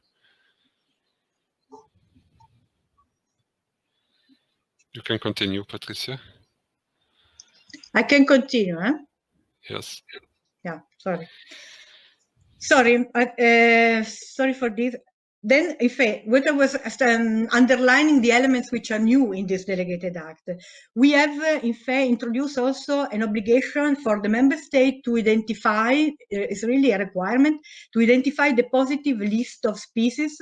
That was also a recommendation from LIVESEED, to indeed have the list of species, of subspecies, varieties, which are indeed sufficiently available on the market in Europe in terms of organic or in conversion material, and to have this list available public on their database and their system, but as well the Commission will take care to make all this information available on the European web. Then as well, we had to keep the possibility for the member state to issue derogation in case of complete unavailability of material. And there is still a possibility for a general derogation, but is limited in terms of condition therein included, and as well in terms of justification and the report. And therefore, there will be a strict monitoring of the final application of this derogation. The second act is the implementing act regulation that is already being adopted and published, where we have introduced some more details with respect to the information that the member state will have to make public and report to the Commission, and the Commission will make public in terms, again, of availability of material and in terms of derogation issued. And these two acts, I think, that are really addressing more, not all, but several of the recommendations that we have from a report from LIVESEED in the past year. Then we believe that also that it's fundamental to continue to work in the respect of the increase of transparency and harmonization among member states. And this was also underlined in the June workshop, where indeed there is a need as well of, in terms of certainty of the system in place for the seed breeders and for the farmers, in terms also of level playing field with respect to the issuing of this type of derogation. And finally, we have as well a third act that which can be of interest, that is indeed currently in examination by Parliament and Council, an act in which the Commission has proposed to address demand for a possibility to label the mixture of fodder plant seeds. And this is done in complete coherence, compliance with the rules of the Fodder Plant Directive 66401. But there, indeed, the Act would allow the seed breeders, seed producer, to label mixture of fodder plant, and not only fodder plant, but given the importance of this type of mixture as well for practice like the cover crop, the green manure, the flowering strips, to label this type of mixture when there are indeed unluckily still need to be made up with some components not organic.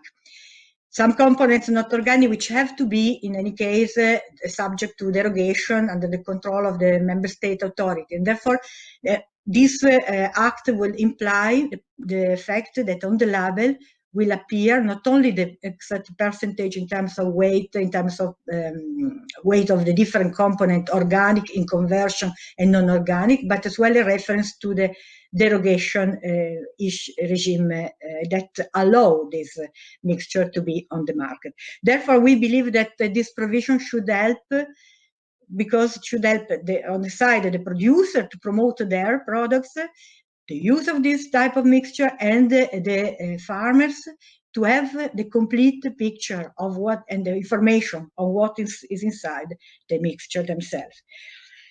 So I would move, because I see the time is running, and I would now just quickly say that we are working, the next step for us are the completion of the organic action plan, but the completion of the secondary legislation as well is fundamental, not only to complete, but as well to follow up the correct implementation of this secondary legislation. And we will continue to work on guidance and transparency, because there is a much, as underlined also, much needed to have more information on the sector to be able to monitor the progress, because we hope that we will at least approach the 100% organic plant reproductive material availability. And as well, we are working on the platform, internal platform, to collect the information from the member state. And for this platform, we will have to work with the LIVESEED core, because we have to find a way to have the best, the most efficient way to transfer this information, and the work done with the EU-routed database will also, for us, important to explore further, to explore with in terms of technicalities, and as well in terms of needs from the member state, and possibility for us to propose to move forward for a more harmonized approach to all this matter. So I would conclude now, and thank you for your attention. Sorry for the inconvenient technicalities, and I leave to Thomas, I think, to Baran and Thomas. Thanks a lot, Patrizia, for your intervention and for this overview of the organic regulation and the very different secondary acts. It's a very complex issue, but we are very happy that you've considered in the delegated and in the different secondary acts the input recommendations from LIVESEED as well, and we hope that we together can work for 100% use of organic seed. We go now to Thomas Weber, who is working at the Plant Health Unit of the Directorate General for Health and Food Safety. Please, Thomas, the floor is yours. Thank you very much, Bram, and thank you very much to the organizers for inviting me and Patrizia, of course, again, and to give us an opportunity to present our points. Patrizia, in general, she offered already the broad picture in which both DG AGRI and here in DG Sante we are carrying out our work on these issues. So I will not repeat that. I will focus really on the seed issues in all the developments in the seed area. And both the Green Deal, biodiversity strategy, farm to fork strategy acknowledge, at least explicitly, but of course very succinctly, the seed varieties, registration procedures can make to the achievement of the objectives of these strategies. So currently, I think there are three very important developments I want to present to you in the area of seeds and varieties. So first of all, of course, the organic heterogeneous material, which we have been working on for nearly 2 years now. This has been addressed in several respects already in the morning in some of the sessions. The draft currently is in the public feedback process. So I would encourage any of you, if they have any comments, the feedback process is open until end of this Friday, 27th of November. So please take the opportunity and comment on the draft as many of you as possible. We are thankful for all input.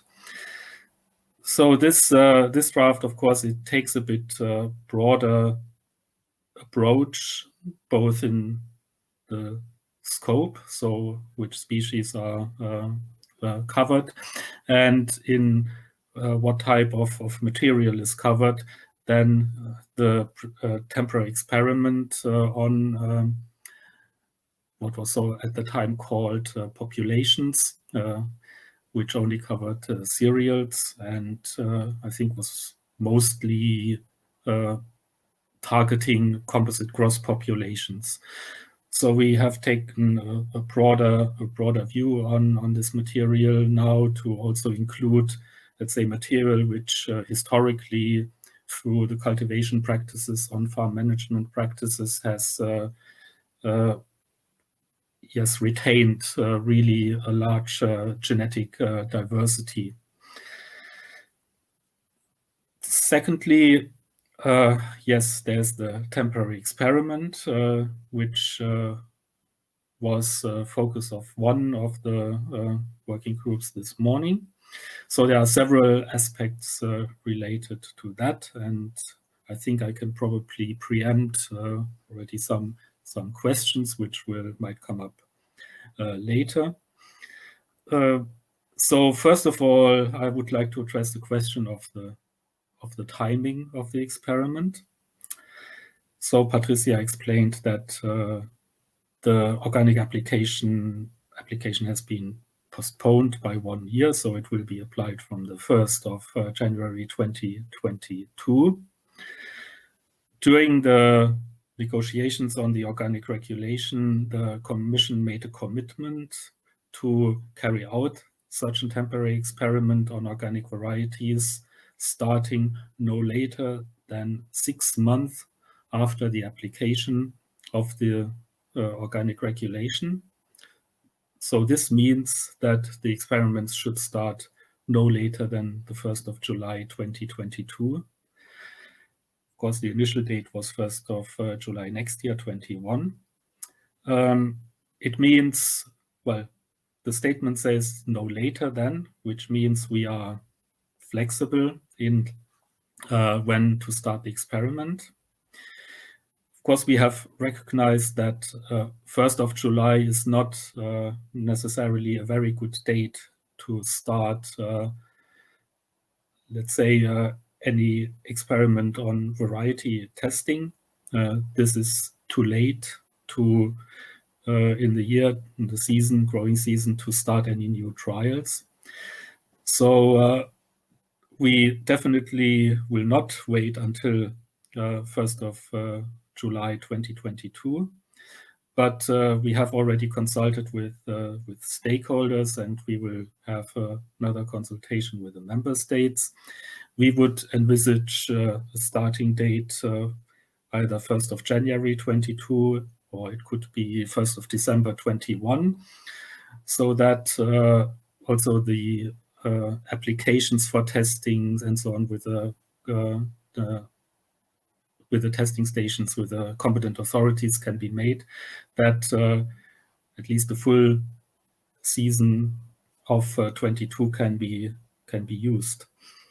If we would start earlier, if we had started on the 1st of July 21, or if we would start on the 1st of July 21, we would basically not be able to use at least the first half year of the temporary experiment, and in that respect not make optimal use of the time.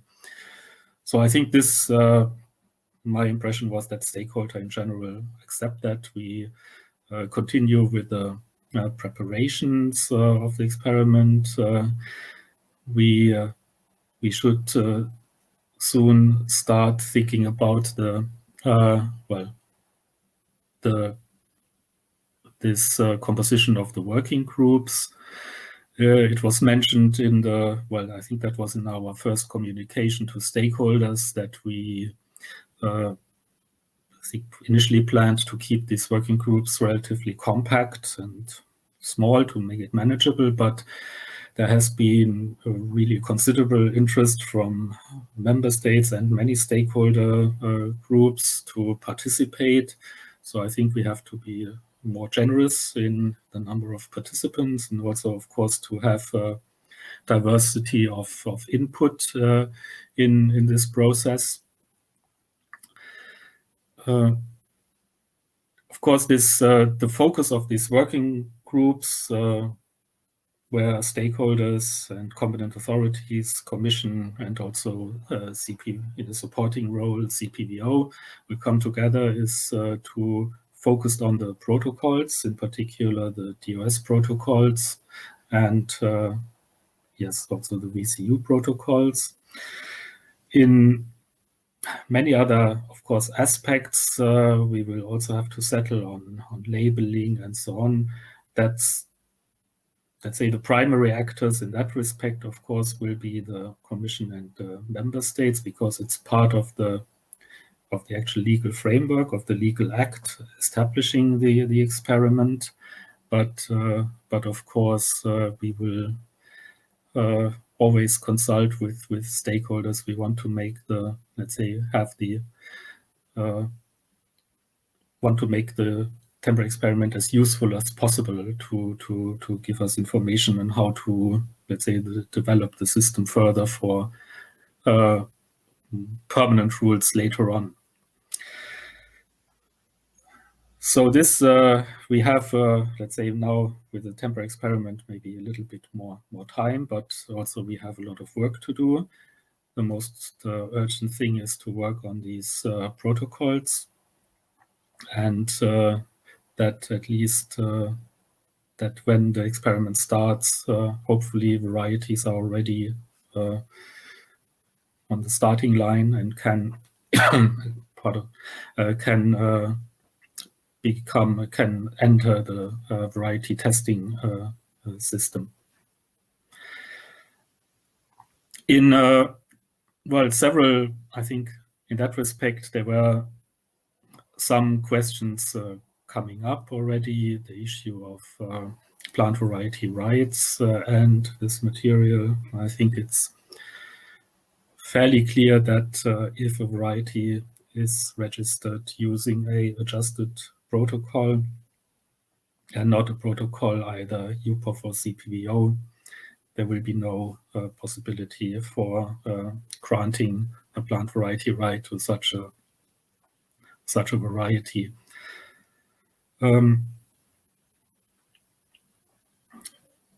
Yes, that's. I think that's the main point. I'm happy, of course, to take questions later. I think the third point I need to address is goes a bit further. As some of you might be aware, the Commission was requested by Council, that was last year November, to do a study on the options to update the seed marketing legislation. We are currently working on that. We have the help of a contractor doing desk research and consultations and surveys in order to collect data for this study. Initially, the deadline for this study was the end of this year, 31st of December, but given delays in COVID-related delays in especially with finding the contractor, and so everybody it was exactly the process was started when the lockdown started, so everybody had to adjust, and there was basically several months of delay. So we are committed to present this study to Council in April next year. So this study addresses some crucial questions which I think emerged from the failed attempt to revise the seed marketing legislation in 2013, and it will, let's say, take these experiences and let's say these inputs we received from that time on into account, and when establishing the options we have in updating the legislation.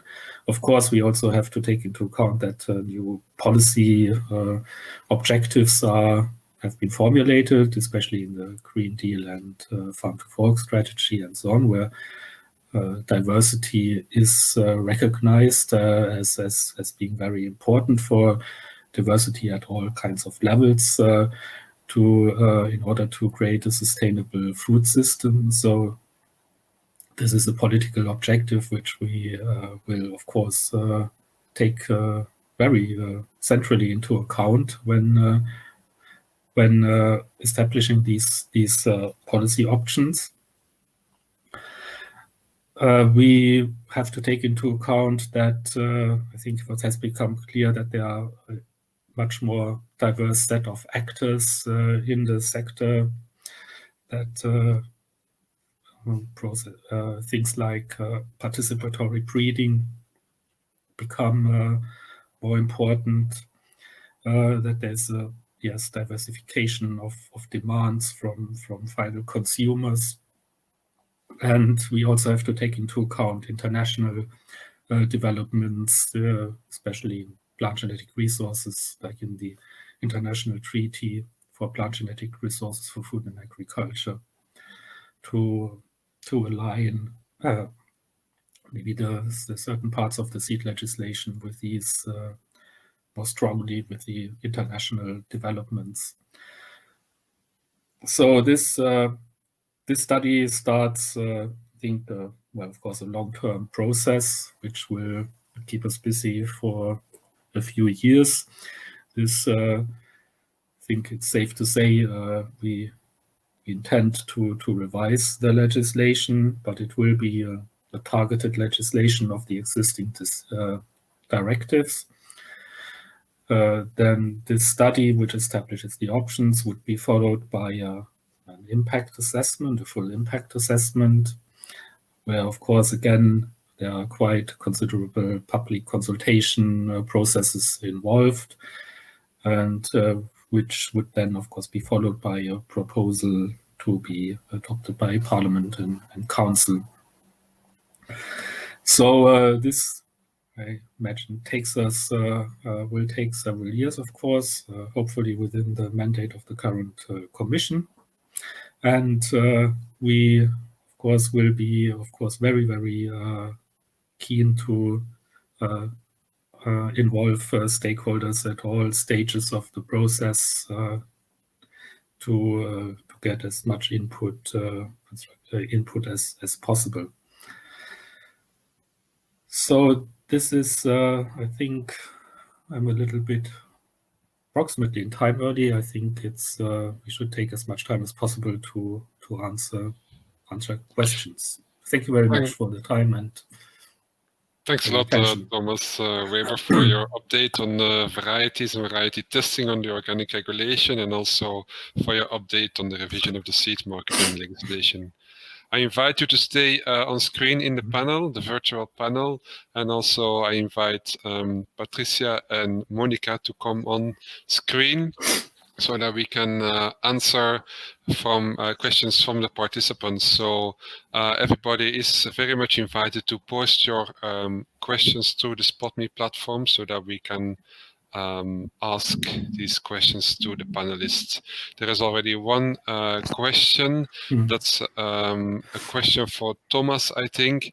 It's whether you foresee an extension of the first temporary experiment, the temporary experiment on the marketing of serial populations and seeds that is would expire until 2021. Yes, we recognize that there might be a, well, given the postponement of the application of the organic regulation, meaning also that the delegated act on organic heterogeneous material will become applicable 1 year later, 1st of January 2022.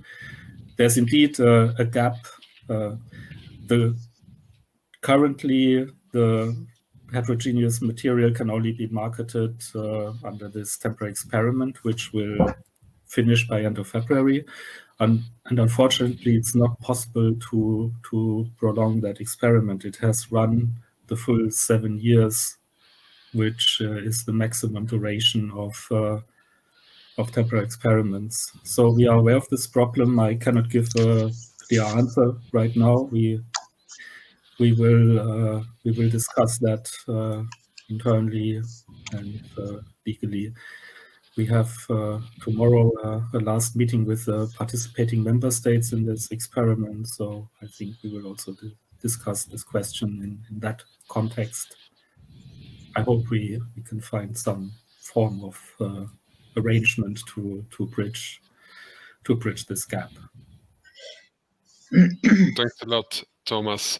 Then a question for Patrizia, a comment from one of the participants who says that a big number of delegated and implementing acts is confusing for them, and if there is an easy overview of all the acts that have been adopted and still to come, in particular then regarding the in-conversion material.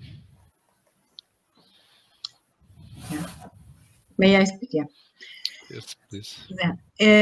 It's indeed, we believe that it will be necessary to do something to have an overview in future. But currently, I would suggest, in fact, you can.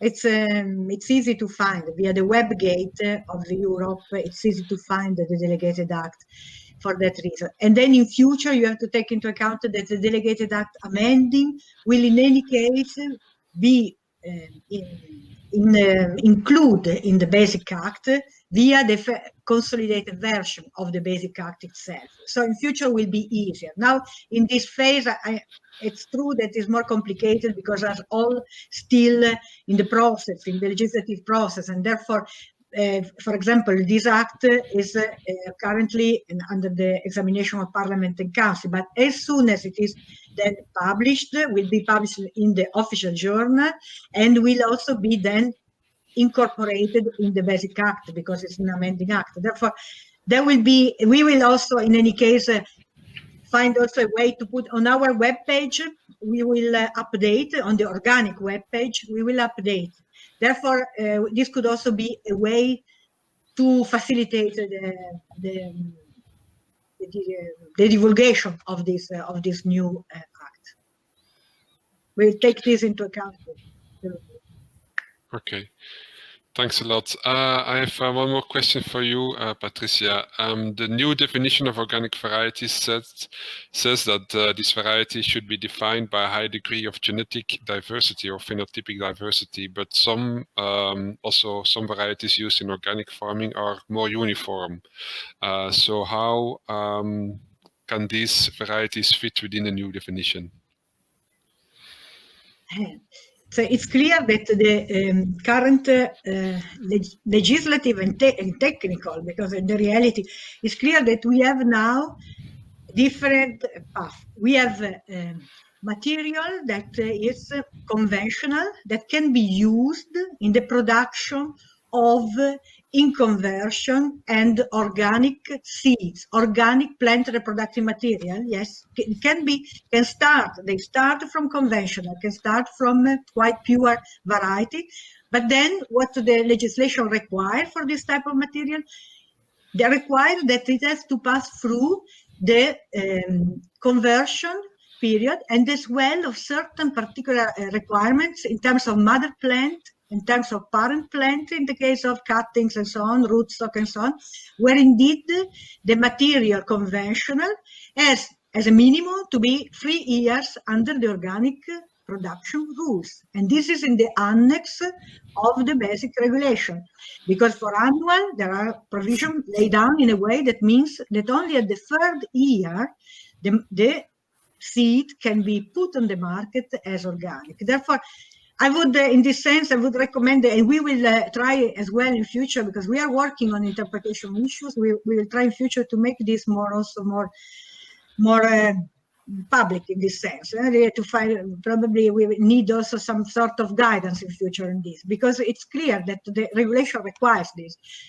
You start from a conventional, but to be able to put on the market seeds as organic, the minimum is 3 years, and for a perennial as well, because there the cycle is defined as a cycle that should cover at least 2 growing seasons for a parent plant. But then you have to consider also the conversion of the parcel. Therefore, indeed, finally, we have indeed these minimum requirements of years under the organic production requirements for this. So this has to be further clarified, I think, because sometimes I think that there is still some misunderstanding in this sense. For the derogation, okay, the derogation is a derogation for use, and therefore if the farmer need the variety, because really there is no availability of conversion material or organic material, the farmer can still use a conventional one. But this is indeed, it's a link to the necessity to start, for example, a new crop. I can imagine a new crop, completely new species that is not yet been. Therefore, there is a need to start from a conventional. Otherwise, there should be indeed the possibility to have from the seed producer at least a conversion material after 1 year, and then the production of organic coming from conventional in this sense, at least a minimum adapted to the lower input, different, really completely different cultivation system of organic.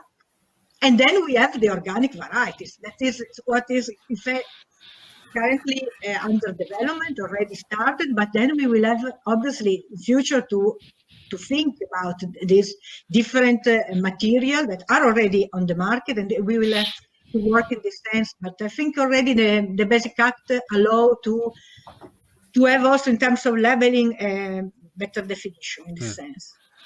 Thanks a lot, Patrizia. Monika, I see that you're taking a lot of notes. If you want to intervene, if you want to comment on what has been said, you can do so. Yeah, I just wanted to add to the organic varieties. We had this discussion that for us it's quite important that the selection and the whole purpose why we do organic breeding, that it's adapted to organic agriculture, that this need to be quite longer number of years to do that, and there might be we have been discussing about 5 to 8 years. So I think that's still under discussion. There we also got input from our workshop today, but for us that's quite an important question, and for us the 3 years for conversion would not be sufficient, as this is more related to the seed but not in the development of the cultivar. Okay. Thanks, Monika. Patrizia, you mentioned that the Commission will issue a report in 2026 on the supply and demand of organic seeds. And the question is how the member states and the stakeholders will be involved in the preparation of this report. Sure, we will have not only to work with the evidence provided by the report of the member state, by the database, but we will, this will be obviously supported by a comprehensive study, and the way that this is done as indeed still to be defined in detail, but there will be absolutely an involvement of the stakeholders, of all the chain of potential production. Indeed. Thanks a lot, Patrizia. Yes, Monika? Maybe I would like to add there, because we have now quite experiences, especially Francesco, on this, how to collect the data. I think one thing that would help a lot about to see the production of organic seed is if the seed certification associations, if they would, when they certify the seed, they could just make a link if it's organic or non-organic seed. Because this is at the moment only done in Germany and Austria, but it wouldn't be a lot of effort, but it would give a lot of more security of the data of organic seed. Thanks, Monika. Then there's a question for Thomas about the definition of organic heterogeneous material, where the comment is that the definition of a timeline for development has been taken out, which is not very helpful. Can you comment on that, Thomas? Yes, yes. I think we have to make the distinction between what the organic regulation, the Basic Act, how this regulation defines organic heterogeneous material, and how it defines organic varieties. And so for organic heterogeneous material, for the propagating material to qualify as organic, just the normal rules of 1 year, so the previous generation has to be cultivated organic applies. If we had included what was an initial draft, this specific requirements on how many years the material needs to be cultivated under organic conditions, we would have, let's say, really would have gone beyond. So the Commission would have gone beyond what we are allowed to do by the empowerment in this organic regulation. We would have, let's say, really not supplemented. We would have made additional requirements which we legally are not allowed to do in this act. So this is mostly a legal, not a technical issue. The empowerment in the organic regulation does not allow us to include such a specific requirement. Okay, but then it results that there are different requirements for organic heterogeneous material and organic varieties suitable for organic production. And so can't this be misleading?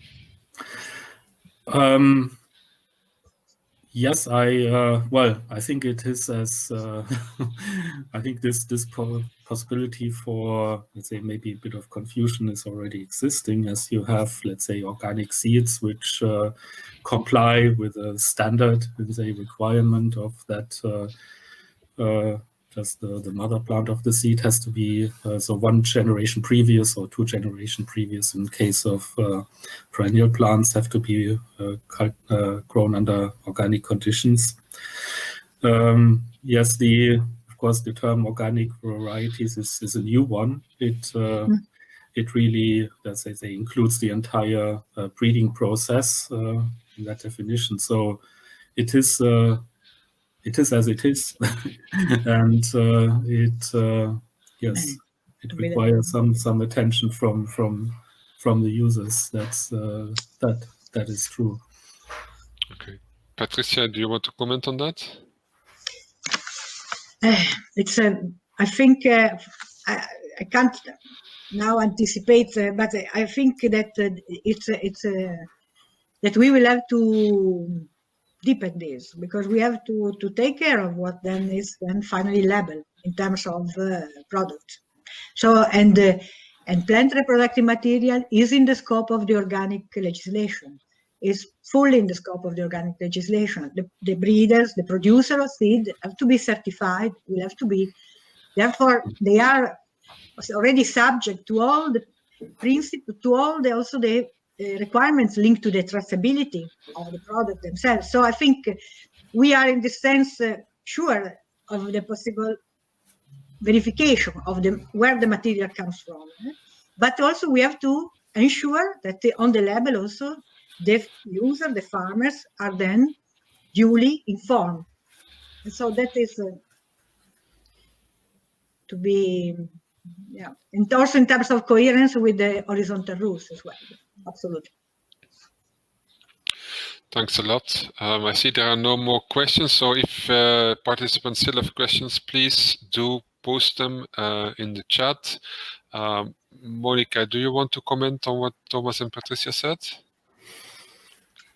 Yes, I was just wondering how it is will be like when we talk about breeding for organic, as this was also a topic, or doing partly selection under organic conditions for the different numbers of year. We are still under discussion in LIVESEED. Then would this mean from the regulation that this has to be certified according to the organic land has to be certified according to the organic regulation? Who wants to answer that? No. Thomas? I think, well, I'm not entirely sure I completely understood the question. So with maybe I can. I can add. It would be because the certification is a certification of the product to be sold to the final user, to the final consumer, or the final user is the farmer in the case of production of seed and the reproductive material. Therefore, it's that in the sense that there is a requirement for a certification when the product then is put on the market for the final user, and that is the regulation. There can't be a label on the product organic if it's not certified. In conversion, if it's not certified and it's not fulfilling the requirements of the regulations in terms of labeling and marketing. Fine. I have one more question about participation in the temporary experiment on organic varieties. There are many small-scale breeders that wouldn't have the financial means to participate in it, and also registration offices have limited financial capacity. So is there any possibility for common financing at the EU level to take part in the temporary experiment? Well, I think from the DG Santo side, I think I can not, let's say, promise or announce any financial support. Implementation of these temporary experiments is on the member states level, and let's say so far in the preparation, the interest of the member states is quite well, it's quite impressive. So most member states are interested in taking part, but of course, member states will have to, if they participate and varieties will enter the testing regime, they will have to implement it. And so at least from the side of the competent authorities, they will have to think about how to finance their participation in this project. It will be easier for some member states than for others. That is clear. For the users, so for the breeders, that's of course a different question. We can of course see member states can also see if how they can support breeders or what fees to charge for these experiments. We will have to see, but I think Patrizia can also contribute a little bit to that. I think it's not my domain, I would say, but from what also I see with respect to the possible measures that are already now supported under the Rural Developmental Program.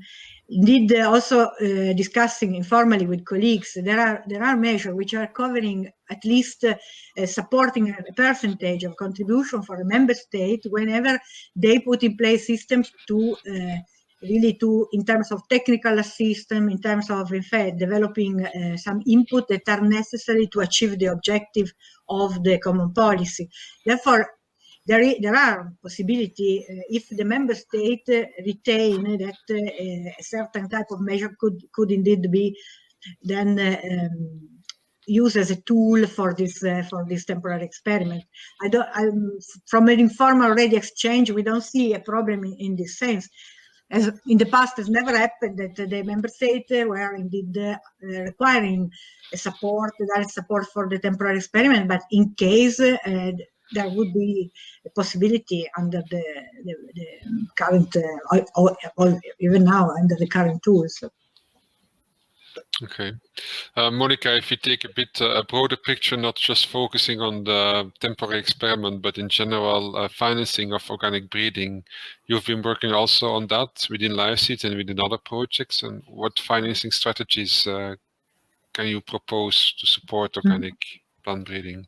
Yeah, so we have been looking at the financing issue, as we have seen that with the approach that we're going, that we want to have many different cultivars and many different crops.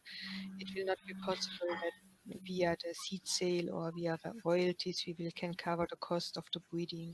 So that's why we were looking for different financing strategies. There's also some strategy to have like a kind of a fee for a fee for cultivar development that's mainly paid at the moment by farmers. There are some individual projects where some retailers offer some product derived from organic cultivars where they ask a specific issue on it. And at the moment we see actually 3 pillars to finance organic plant breeding.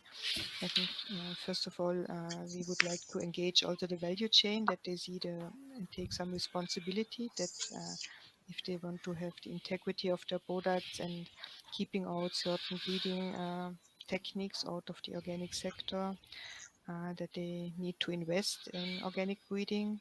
But we also see that especially for neglected crops, it's also kind of a responsibility, I think, of the European Commission to invest in that, because that the present breeding system has neglected the smaller crops because it doesn't make the return of investment. And I think that it's important that we broaden the number of crops, and that we also introduce maybe new crops in the scope of climate change. And also to say that the third pillar probably also will remain, that is on private foundations that provide money for organic plant breeding. But at the moment, this, to our knowledge, this is mainly in the German-speaking part. There are not so many foundations yet in other countries. And what we see also a bit the problem is that we still have in Eastern and Southern European countries, then the number of initiatives, it's much smaller, that working on organic breeding. And therefore we also think it's important to have some support from the Commission, that these countries also can participate in this temporary experiment to get exposed and see what is the potential of organic breeding, and also to invest more in organic seed so that they develop local seed systems, not importing the organic seed from outside. Thanks a lot, Monika. I think then we have come to the end of our session. It's 2 o'clock, so thanks a lot for your participation, Monika, Thomas, Patrizia, and also thanks a lot for all the participants that have participated and listened to us in all parts of Europe or even in other parts of the world. I'm glad that this first day of Organic Innovation Days went rather smoothly. We have also a very high number of participants, almost 190, so that's really a success already. Before we really close, I have the pleasure to announce a prize. If this slide can be shown on the screen. So we have with LiveSeed done a photo competition, a picture competition, to raise awareness on the beauty and the benefits of an organic plant breeding. Everybody was invited to share nice pictures showing the diversity of organic cultivars. And we have 3 winners of this. The first one is the UMKE Institute, the Research Institute for Organic Farming in Hungary. The second one is Antje Curling from Demeter, the Biodynamic Association in Germany. And the third one, Nautilus Organic. All of these 3 organizations or persons will receive from LiveSeed an organic seed advent calendar produced by Biozaadgoed. So we are almost at Christmas. First Sunday, Advent Sunday is next Sunday. So you can use this calendar to count down to Christmas. I hope you will make use of it and also make use of the seeds that are in this calendar, of course. Then to all the participants, I hope that you've gained a better insight in the LiveSeed project today and the huge variety of outcomes produced by the project. We are in very interesting times for the organic sector and for organic seed. The Commission has announced a 25% organic farmland target as part of the Farm to Fork strategy, and as a result of that, we'll also come up with an organic action plan, as Patrizia explained. We are expecting the start of a new organic regulation with the introduction of new concepts like organic heterogeneous material, and also the temporary experiment on organic varieties with LiveSeed that we can contribute to shape these policies. There is also an increased commitment of the sector and of policymakers to phase out the use of non-organic seed or non-organic reproductive material, and this is also partly due to the work of LiveSeed. And this work will be the subject of the parallel session tomorrow in what we call the European workshop. Tomorrow there is also another event, a TP Organics event, that will discuss the opportunities for organics in Horizon Europe, with interventions of policymakers on organic farming, civil society, and also a very interesting keynote speech of Emile Frisson, who is an expert at IPES Food and a mission board member of the Soil Health and Food. So I'm looking forward to meeting all of you tomorrow again at 10 o'clock with the possibility to get connected at 9:30. And I wish you, in the meantime, a very nice afternoon.